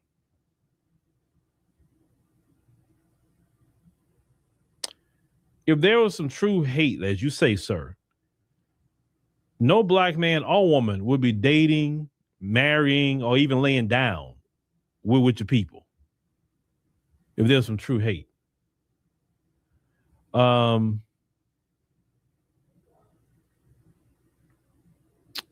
We still got people in our community who are just shuck and jive still for y'all. No, there's no hatred. Now, on the flip side, you're projecting. Because let's call it what it is. Why are you talking about what black people? No. See, the thing is, you feel everybody think like you in your community. No. There's a 400 plus year history of receipts to show anti-black racism and hatred and racialized terrorism coming from your community. You can't show receipts of us ganging up and doing something to a white person. We wasn't out here buying tickets to go see an unaliving of a white person. And after this person was unalive, we didn't sit up here and fight for the individual body parts of a white person to put on our mantle. Show us the history of us doing this. We've never did no medical experiments to any white people. We didn't mass incarcerate white people. We didn't put a drug, strategically put drug in white people's community so they can get on it, allow them to flourish with the drug, allow white men to make a bag off the drug, and then all of a sudden clamp down on it and mass incarcerate all these white men and white women, the dealer and the user. But black people didn't do anything like that to you. We've never did no gross medical experiments on you. We've never redlined you. We've never put you in trailer parks. We've never put you in bad schools. We never put bad food in your neighborhood. We didn't put y'all by chemical plants who's releasing powder, the dirty water emissions. We never put y'all in a place where it's called Cancer Alley. We never did that to y'all. Our police officers don't gun down y'all people like that. They don't. And the one time and I truly believe it was in fear of his life, was Muhammad Noor. He's Somali, but still, he was in fear of his life because he shot her one time. He didn't say he was in fear of his life and emptied his whole clip. He didn't do that. And yet y'all still put the man in jail. He out, but still, y'all still put him in jail. How is it that white people constantly say they feel more safe around black people than they do around their own? You know why? Because they know that black people don't have no hatred in our heart, even though we should. We should be angry. We should be raging. But what you don't understand is that even though we have a 400-year history of this, One thing that you never can understand is how do they get that joy? Where does that joy come from? Because I don't understand it. All this stuff that's done to them, we're still doing things to them, and they got joy. They're laying black people off for work every day, and they still got joy. Black people going through all kind of financial difficulty, and they still got joy. They got their car picked up the other day, and they still got joy. They don't know if they're going to be able to get another car. They don't even know where the next meal comes from. They still got joy. How? How is that going on? We've done everything we could to black people, and they still got joy. This is crazy. That's what y'all don't understand. We don't have no hate. You can't have hate and have black joy. It can never coexist. Either you're going to have joy or you're going to have hate. You can't have both. And the issue is you don't understand why we can have joy, because our joy don't come from natural means. That's why. One thing about us, we know in our heart, and it comes from God, oh, it's going to work itself out. It'll be all right. And it always is. I can tell you every time I've been fired from a job, I'm telling you this, every time I've been fired from a job, ended up being a promotion. Every person that walked out of my life, no matter who they were, it was a blessing when it happened. I may not understood it when it happened, but it was a blessing when it happened. And the next people I met were improvements, people that I really needed to come into my life. So even the things I think that was bad, still in the end brought joy. How many of you have been fired from a job and it was the biggest blessing for you to get fired? Because your next job, you was a better situation. Sometimes it's not even the pay. Because I was let go from a job with higher pay one time. I got a job with lower pay, but the job was better. You know why the job was better? With a little bit lower pay? Not much lower, but a little lower pay. The environment was great. The people were great. I worked around some great brothers. Oh, the brothers were great. And they were like, going to work didn't feel like work. I wanted to be more at work at that time period. I was volunteering to go to work. That's how much fun we had. And at that time period, I really didn't want to be in my house. I really didn't. Side note, ladies, if your man want to be at work more than be at home, it means you get on his nerves. If a man's sitting in the driveway for about 30 minutes and not getting out the car, you're getting on his nerves. I don't know why I would want to add that, but because men who are happy, they want to be home. They don't want to live at work, and they're surely not going to sit in their car for 30 minutes to an hour dreading walking through the door. I know so a lot of times people don't talk about men and our issues, but I don't know why that came up, so I'll try to follow the spirit where it's going. Well, I didn't realize that time's going to catch me. All right, so let's continue. You know, you think it's just social media, but it gets you in a mindset. So yesterday I go to town and, I'm in Walmart and a few other places, and every black person I've passed, you could see in their eyes that they hate white people's guts. All right. So you're passing by random black people in Walmart who don't even know you. And you see in their, this is what you see. You see in their eyes that they have a immense hatred for white people. One thing, I pass by a lot of black people too. And I know when my people own one and when they're not. And I'm going to tell you the majority of black people that I pass by, I don't see hate in their eyes. I see them just living their life. Now, some people may have some things on their mind, but I don't really see, but look, be honest with you, I don't even see a bunch of white people walking around with a bunch of hatred in their eyes. Well, maybe because I'm not looking for it too. I'm not trying to say, ooh, does she hate black people? Ooh, does he hate black people? Sometimes if you're looking for something, you're going to imagine it in your mind. I just personally think that you are projecting who you are or your community onto them. We don't got time to hate nobody. Let me tell you something I would tell you about most Black American households. We're not taught to hate. We're not taught that. Even though we watched movies like Roots back in the day, and when we really felt that way, like we wanted to, Roots was just, the first time I seen Roots, I was like, boy, I wish I went to school the next day. I said, boy, They better not tell me nothing. Let them even say like that. And that'd be the last time they say it. I was on one. I was like, how many times y'all, back in the day, we was kids, even all the way up in the 90s, they would show Roots every year. Every year they would show Roots. And I tell you what, that movie made me so upset the first time I seen that movie. Oh my God.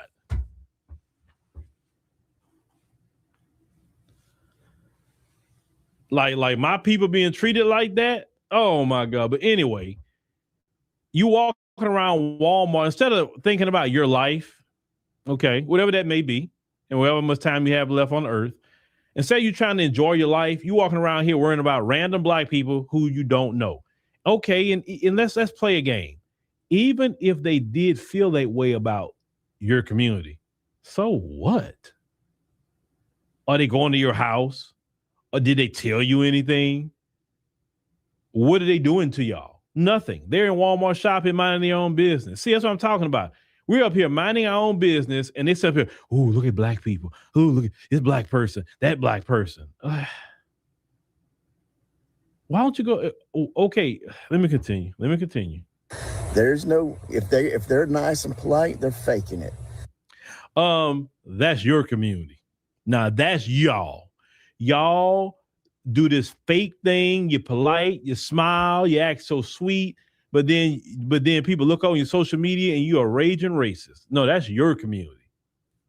Y'all are the kings and queens of the fake nice and the fake polite. Our people are not that way. One thing about black people, if they like you, you know.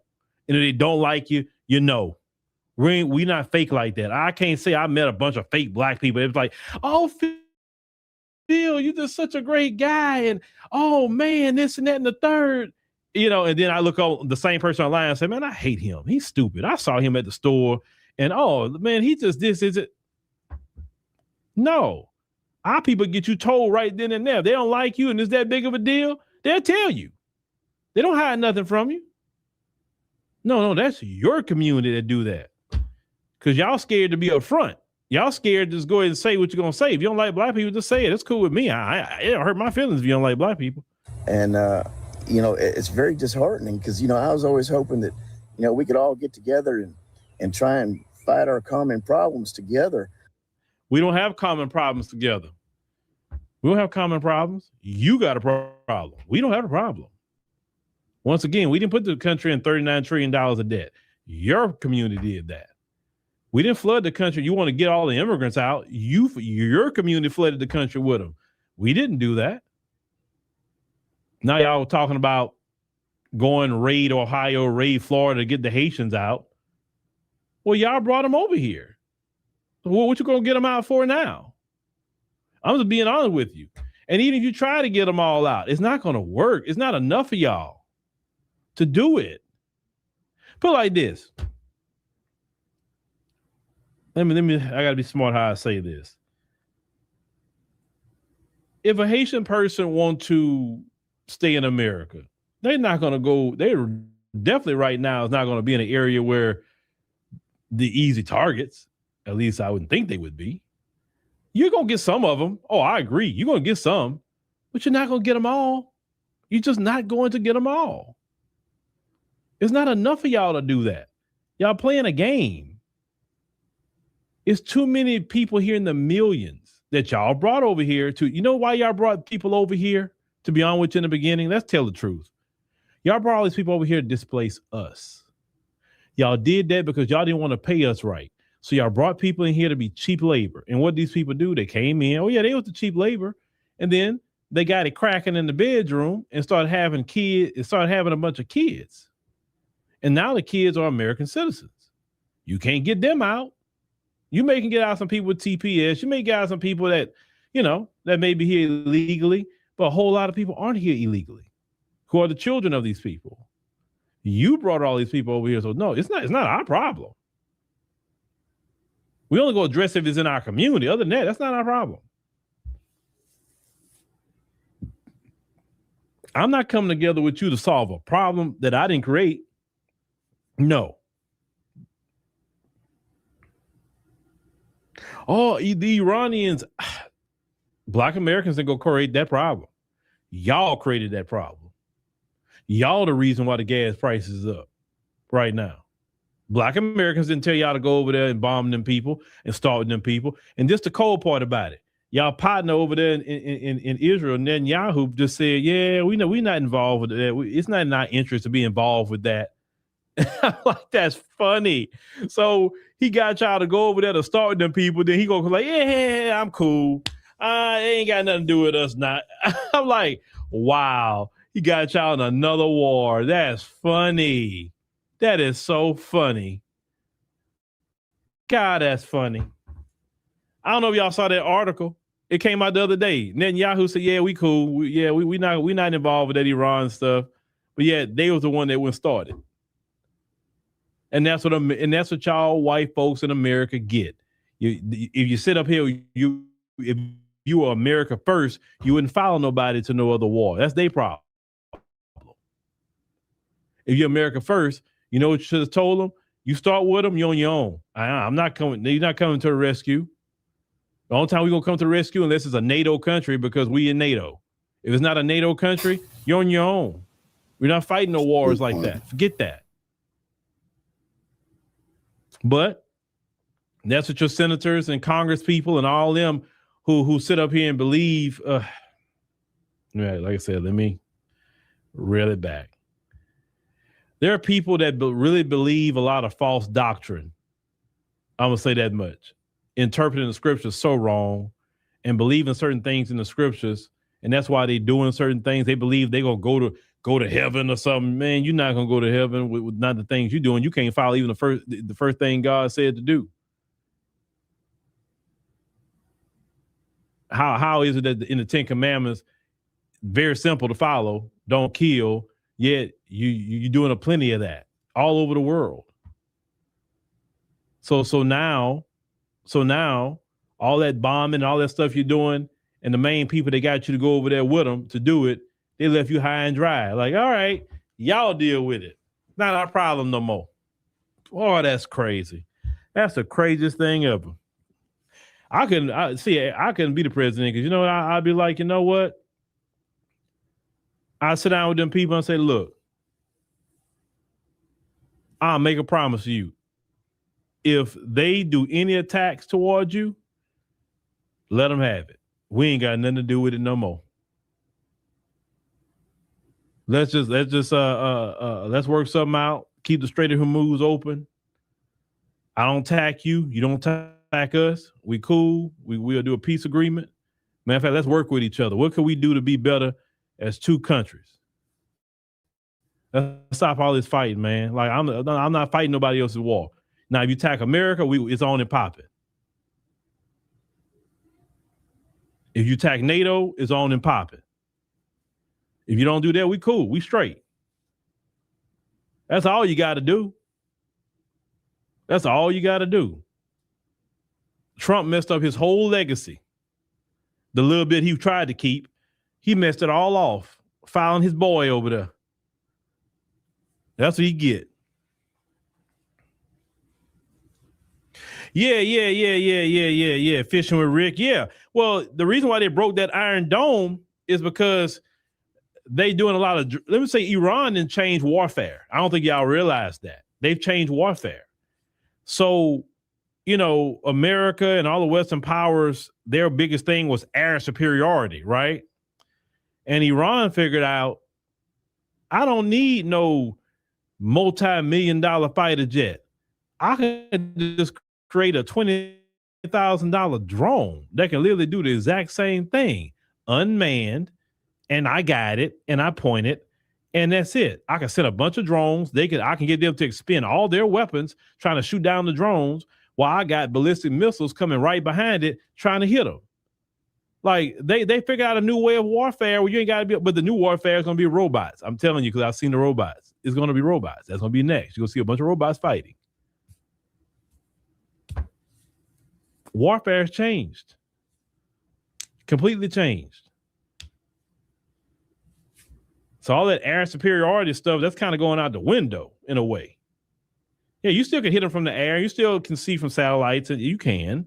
But, you know, I don't know if y'all knew this either. They were doing a simulation with the Pentagon about like what would happen if they have to activate the draft. And you know what the draft is, right? Well, you know, they passed in the law that they automatically registered men 18, I think, to 26 for the selective service. You used to have to go do it on your own. Now just automatic register you. If they call you up for a draft, then you have to go fight. Or you can go to jail 5 years. Now, some of y'all say, I go to jail. I ain't going over there. You think I'll leave America? Don't work. If you get selected to draft, even if you are in a foreign country, as long as you hold American citizenship, you got to come back, or they just revoke your passport, and then you're going to be forced to come back. So I'll just leave America. They're not going to find me. Oh, they'll find you. They'll find you. They know exactly where you're at. Trust me. You know the countries will give you up unless you're in a country that don't like America. Did you just say head to Canada? I know you just didn't say head to Canada.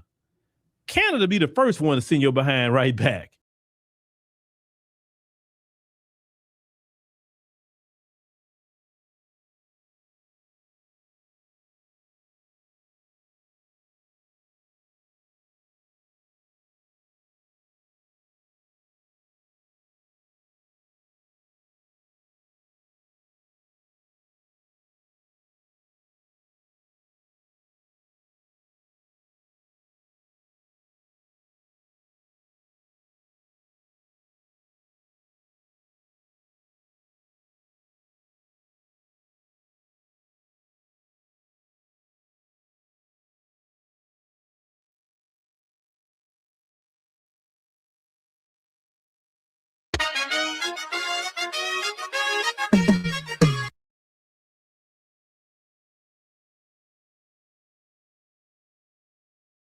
This is Austin Hall. This is Moiba. I think what would be your where you from originally? Don't Who, say me? I mean before you came to here. I mean Moiba. not the answer you give to immigration, an answer you tell us. From Nashville. I didn't know they had huts in Nashville. That's so terrible. Crazy. So, of course, Nolan Wells still continues to be a hot topic. And for everybody that asked me why are we still talking about Nolan Wells, one man's Nolan Wells is another man's, Amanda. What was the young Natalie Holloway? Natalie Holloway. One man's Nolan Wells, another man's Natalie Holloway. Remember, we knew all about Joran Vandersloot, and we knew all about Aruba, and we knew all was happening. Do you think that Nolan Wells was murdered? I do. You do? 100%. I think that Mississippi's going to be Mississippi. I think that black people are right to question all of the circumstances that have arisen. You have a young man, and almost everything we know about this case, we know because black people wouldn't let it go. Like his mother and her sister or her somebody that's close to associated with her found his phone. A young woman, cleaned the audio up so we could hear other things. And so everything we know, but Mississippi is being exactly what Mississippi has always been, and they are dubious and dismissive in terms of black lives. They don't have. Well, you have just as recently as 2024, there were 215 black men who were found in the pauper's grave behind a local sheriff department. 215. All that was missing was a metal. All that was there to signify that there was a metal plate. It only came to light because a mother was looking for one of her, looking for a child, and they happened to find it there. Nobody said 215 people. That's a lot of people. You have Medgar Evers. It took 31 years and 3 trials to finally get a justice for him. You had not even 4 weeks ago, a 1-year-old boy was shot by a police officer who has, it's been said that he's had racist connections. We don't hear anything about that. Mississippi has been actively participating in poisoning the water of it, or not even poisoning, allowing the citizens of Jackson to be poisoned with their water supply. The very same thing that existed in the 60s exists now. So they have a dubious history when it comes to the value of Black lives. I remember I was playing a gig in Jackson. I stayed at a brand new Westin. It was a brand new Westin they had built in Jackson. It was right across from the jail. And I have a 135-pound Akita. He would travel with me all the time. As soon as we get to the hotel, I get him water. This dude starts shitting everywhere an hour later. I go to the vet, and he said, did he drink the water? Because every few months, the water is so bad that Jackson have a boil advisory. And they know what's happening. They've taken all of their political power away. So why would I believe you? The only reason we know anything is because Black people haven't let it go.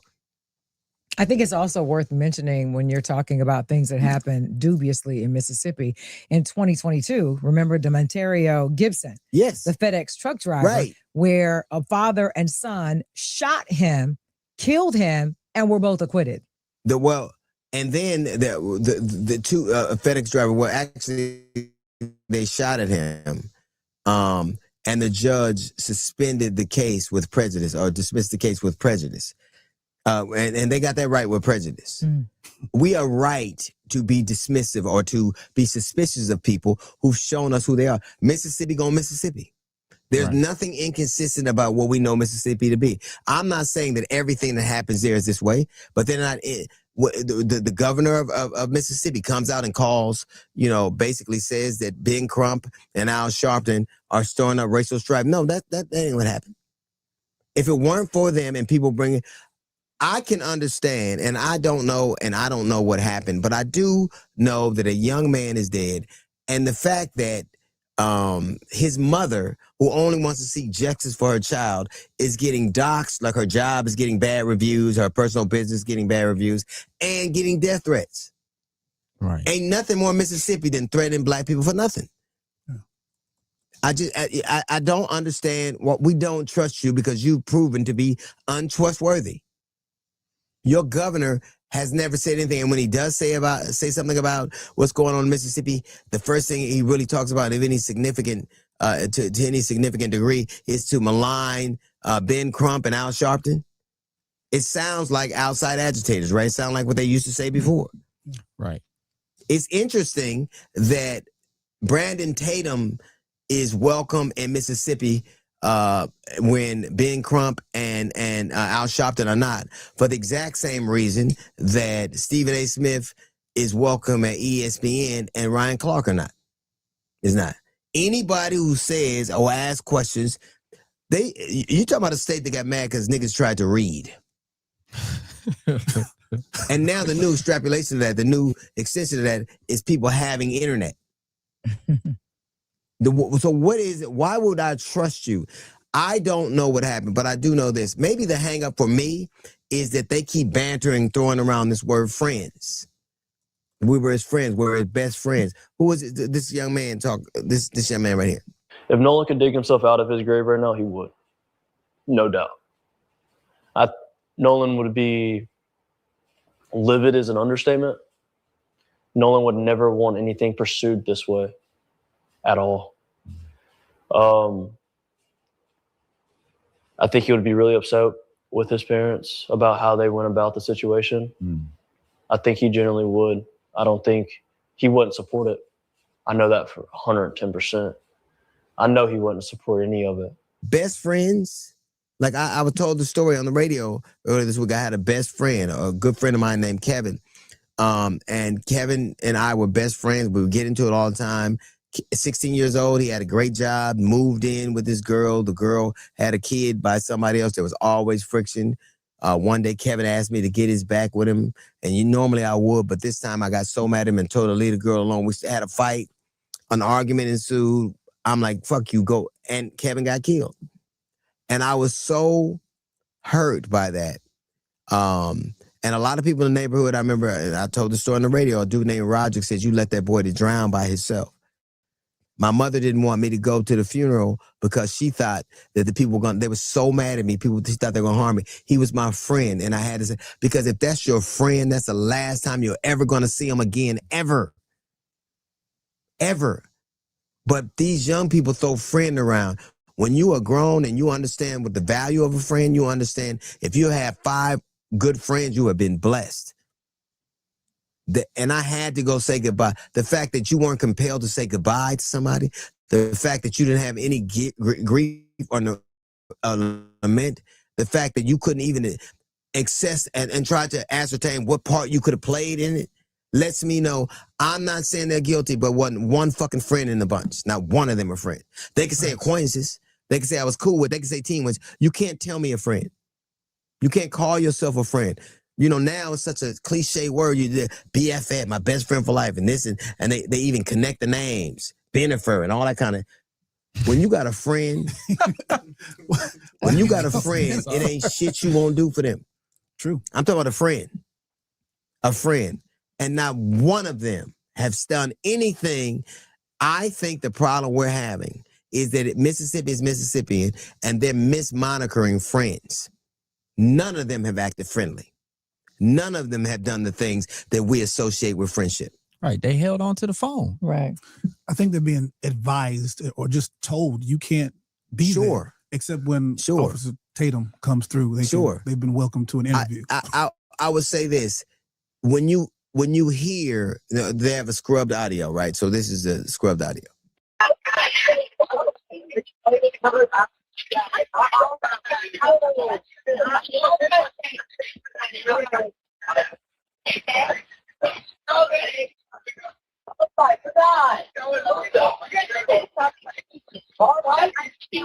Hey, we're at the west tip of Horn, and our bilge pump stopped working. We're sinking. Can y'all please come? We have a membership.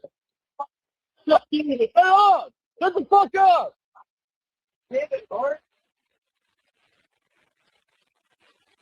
They're threatening the woman who scrubbed the audio. Why is it that black women and black men are the ones who are moving this case forward? Why is it that it was his mother that had to find his phone and his keys? Why is it that it was a black woman who worked in the audio industry that had to scrub the audio? Why is it that Ben and Al had to show up there? I'll tell you this, Nancy Grace is there. Nancy Grace has tried 100 felony trials, and she thinks something's suspicious. Because it is. Why wouldn't you think something was suspicious when you have an independent autopsy and yet you don't get the throat and you don't get the lungs? The lungs. Here's how I know something happened. Because the easiest thing to do if they have the lungs would be to know if there were water in them. Then they could say he drowned. Now, all the other places we're getting to, at least you would know he drowned. We're not even getting that. Right. And one thing, if you're gonna lie now, you can't let black people watch TV now, because now we don't all watch Forensic Files. Episode 302. Yes. Law and Order. We know all of it. Fluid in his lungs. Yes. I know about the mitochondrial DNA, nigga.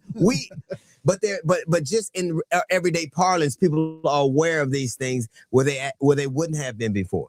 Why are you holding on to the key? We can tell if something happened to his throat. We can tell if something happened to his skull. We can tell if there are hemorrhages in his eyes. We can tell if he got lungs.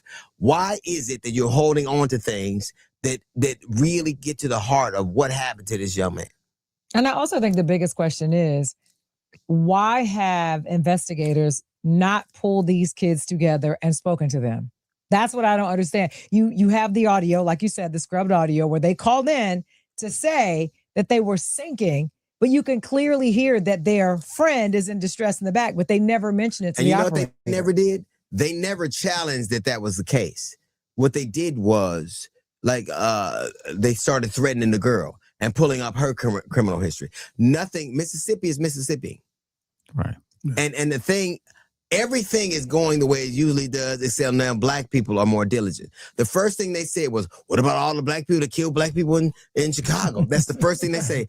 A lot of them go to jail. A lot of them go like, if they instantly try to devalue our lives, so we'll go, oh, it's okay now. What it is all of us have children. A lot of us have children, and to have a child come up lost with no answers is a pain that no one should have to go through. And as a matter of practice, this state and other states in America have a tendency to do it by rote. And this time, no. This time, no. Remember that if you are going to be at the City Winery in New York, I will be there at the City Winery. I'll be there. I'll be there August 7th through 9th. August 14th through the 16th, I'll be at the Ontario Improv, and the 22nd, I will be at the Cannon Center for the Performing Arts in Memphis, Tennessee. Be sure to pre-order my book. That's how you know when you're a black man, they make you hold the shit you used to be, so it holds weight now. It holds weight now. I'm not knocking this dude. He looks like the kind of man that would have to marry a white woman. He does. He does. He looks like anytime a man called himself what he used to be, he was a football player and failed at that. Then he found his way into police work, right? Now he's out of that. Now he's always looking for the same adulates and same cheers he used to get on the football field. And usually them came from white coaches. So he's only doing what he's been trained to do. Wow. This dude is it, and now to get there, and this dude's talking about he was on cocaine, and listen to this. Someone close to Nolan, one of his friends, told me that this person was offered cocaine and rejected it from this person. This person told me that it's over 100% chance that Nolan was using cocaine during this period of time. If he was, in fact, on cocaine and did cocaine and alcohol, the best time to do shit like that is when you're young. If he were a 50-year-old dude doing it, established-year-old dude doing it, it would be a blight. But all of us, I've done cocaine, right? I have. Wait a minute. Wait. Hold up. I've done cocaine. You've done cocaine, right? No. Well, you from Africa. You don't know what you did. I have not done cocaine. Okay. I have. Have you done cocaine First of all, before? my mama watching this. You ain't supposed to be saying shit like I done cocaine. You done. How about we just say everybody here has done? No. You know, That's better. the most salient point of it, we used to do something. Okay. There But you go. when you're trying to rely, I guarantee you that if that man, that little boy did that, everybody else, if he did cocaine and he didn't come there with it, they gave it to him. Right. The one thing a young black 19-year-old D1 athlete ain't gonna have is cocaine. What he has is people with access to it. But what they got to do with drowning? Exactly, because what they try to do is devalue their lives. And I'm gonna tell you something. This dude, man, this dude right here, the reason that they would speak to him as opposed to law enforcement is because he is a listening ear. He's a sympathetic ear. He's a safe ear. He's a safe. And the only reason people on the right fuck with black people is if they safe. They're predictable. I got to know what you're going to do, or I can't fuck with you. What does it say that Nancy Grace, an established prosecutor, believes there's something there, and he doesn't? The girl, who's the girl? Miss Rachel believes there's something there, but the shoe booty nigga that couldn't make a football team believes that he knows some people don't. This dude. And he's getting, and he talked about how he got death threats. You didn't talk about how his mama got death threats. You had his best friend on there maligning that relationship. I don't know that dude. I don't know who did what. But the only person I know for sure is innocent is that boy's mama. I don't know nothing about them, and I know for sure none of them was friends. None of them. They have taken a wide latitude and a license with a friendship, and that's the problem we're having, because we don't know a friend that would act like that. Well, not even that. I think the bigger problem also is I don't know a case that didn't involve melanated people that you would have something like this happen. You were talking earlier about Natalie Holloway. They searched for that guy for 18 years. Yes. And that story about Natalie Holloway. Right. Yes. But that story was on the news every day or every other day. They wanted to get to the bottom of it. They wanted to talk to any and everyone who was in proximity of her. However, you don't talk to the kids who saw him last. Exactly. When this dude, Brandon Tatum, talks about Sandra Massey and talked about Sandra Massey had acted so suspiciously by holding a boiling water that she basically led to her own death. Because the thing about black people, when black people die, you don't die once, you die over and over again. They kill your character, they kill who you could have been, and they kill what people knew you as. Now we're going to start hearing about is it really that unusual that an 18-year-old kid getting ready to go off to college got drunk or tried drugs? Is it really? Don't talk to me about morality when you right now support a dude who's closely associated with a pedophile. Fuck you and your values. Don't tell me about that.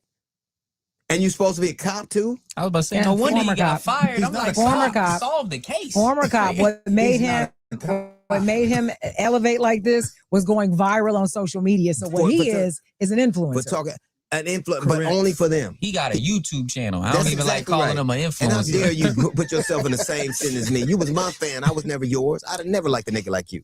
Oh, never. Oh, wow. That'll hold him. Never. I'd have never.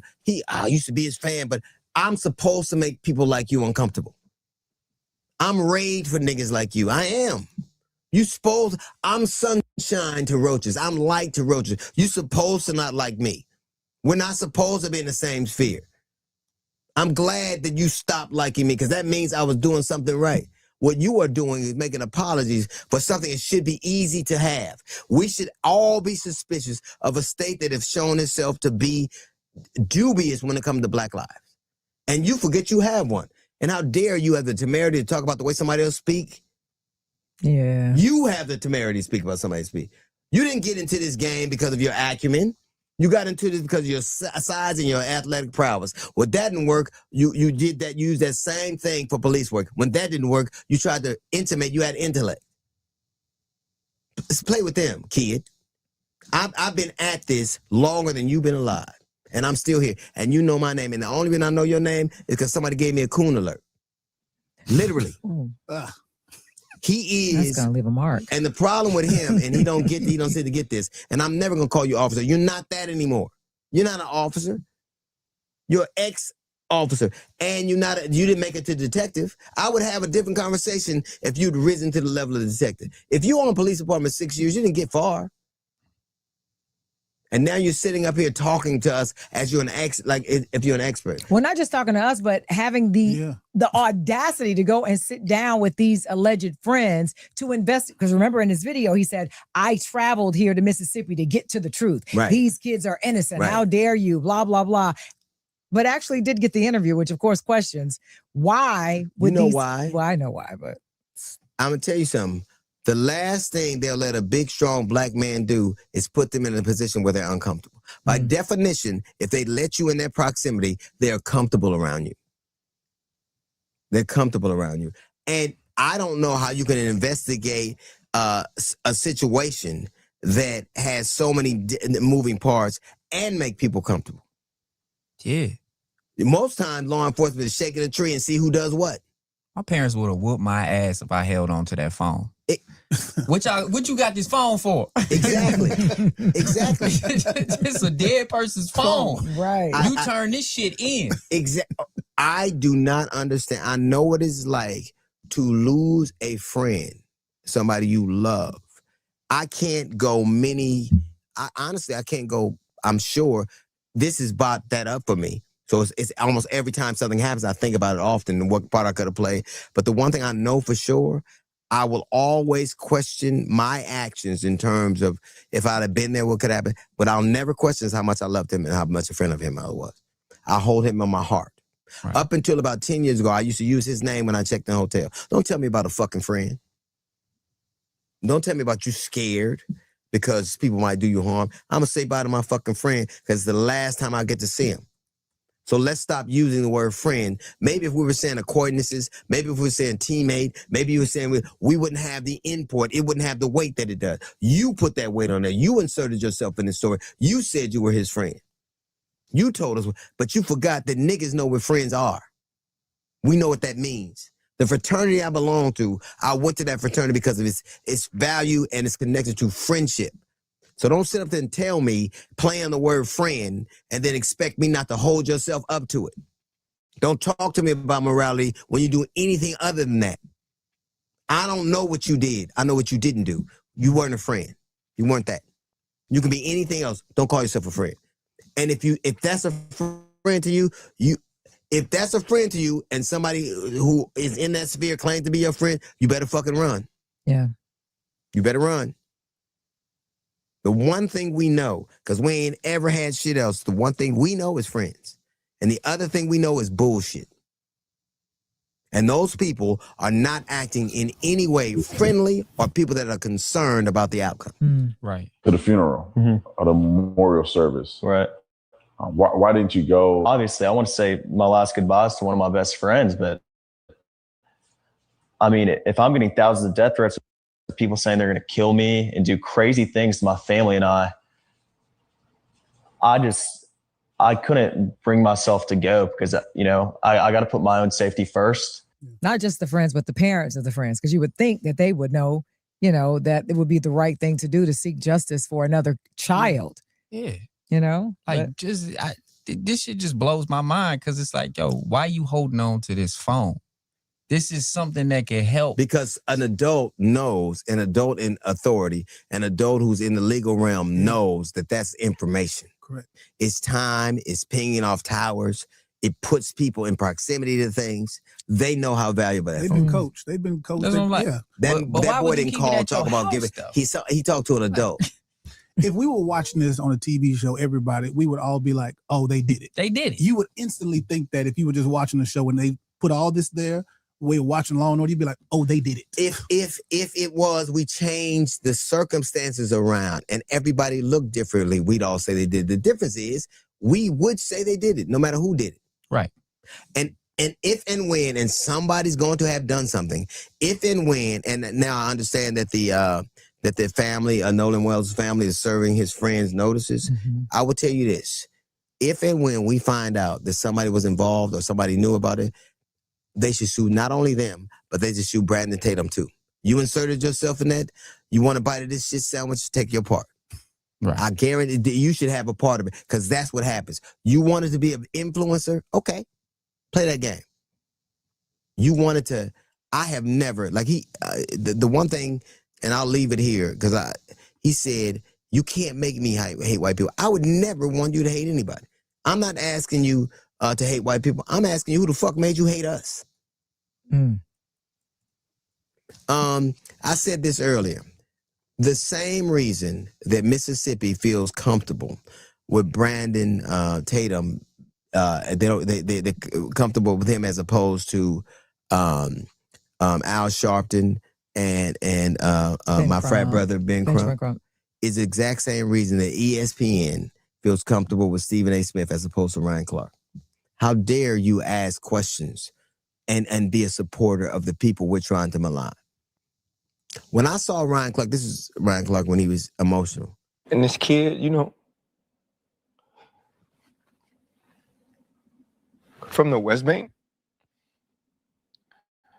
is like so accepted in New Orleans now. Like, I wouldn't change that. You know, never. You know, like, all I ever wanted to do is be accepted. All this kid wants to do is his job. All he wants to do is bring his experiences into his profession and humanize it in a way. What does it say that they feel comfortable with Stephen A. Smith and not with him? And the only person between those two who was the athlete, who was on the field, who won championships, who bled for his profession, who competed at a level that only dozens of people in the world have, is him. What did he do that made you feel like he was the threat and he was the thing you had to put? The real expert, the one who bled and got concussions and hit people and went to practices and know what it's like to be in the crucible of athletic competition, and the dude who talks shit about it. One plays black, one is. Yeah. Well, he said it. He said that he felt he was too black for them. He was.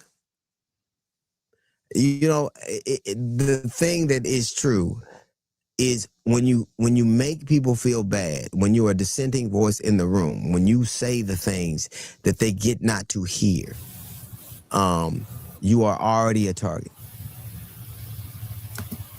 There's an old expression like always bet on black, except if it's an ESPN or Mississippi. All right, that's gonna do it for the show this evening. Cool feet. Follow me.